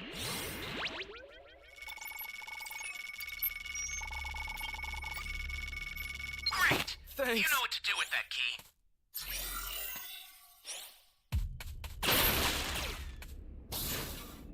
Yo, Mac, my teammates are KO'd, bro. I'm tired of these waste suits.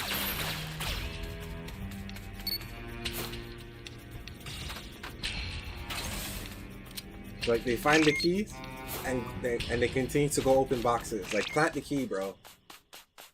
Holy. That's a new power key. Place it now. Okay. Found that key. Flying Nimbus!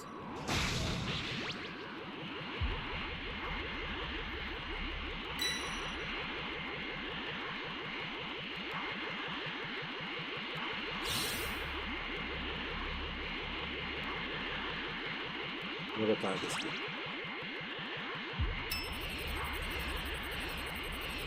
Come on. Oh, we have it at level 2 that is camping his body, I assume.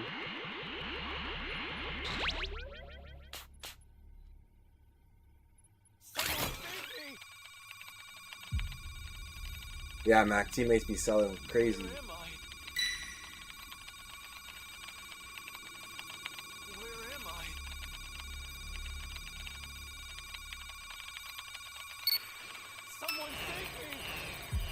Another person disconnected.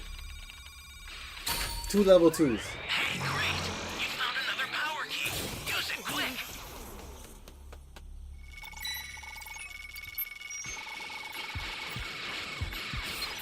Thanks.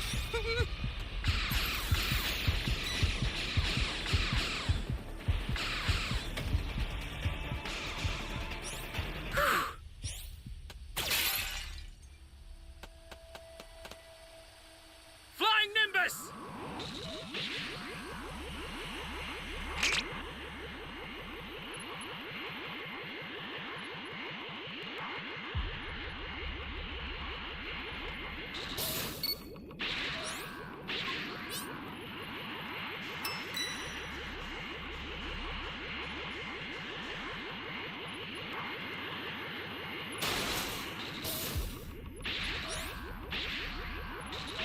Ally down! If you intend to rescue them, watch out for enemies. Great! You know what to do with that key.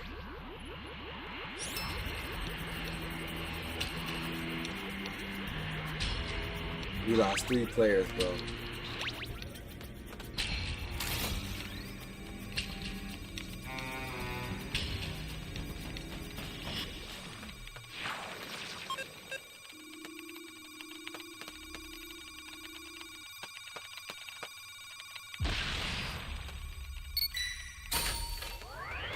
This is bad. Somebody's down. Exercise extreme caution if you're going to help them.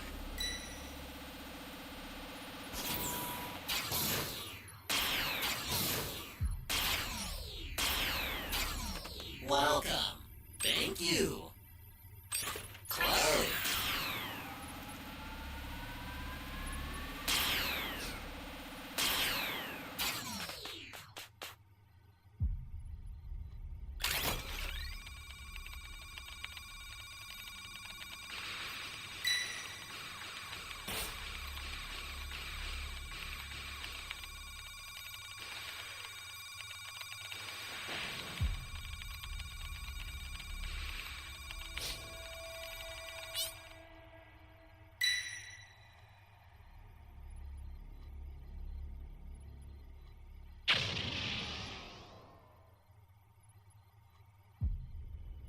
The escape time machine's ready to launch. Ignore the power keys. Get out of there.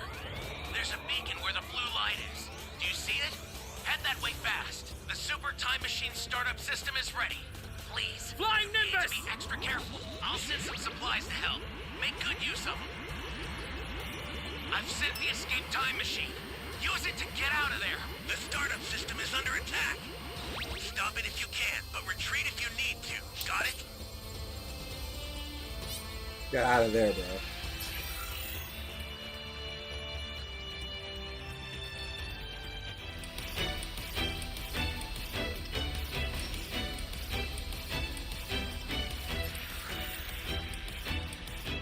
Alright guys, I'm going to end the stream, y'all. We've been streaming for 3 hours and 15 minutes. It's 12:23 a.m. my time. So if you're new here, please give the video a thumbs up, subscribe, and I'll be streaming again tomorrow. Mac, have yourself a good night. I'll see you guys later. Peace.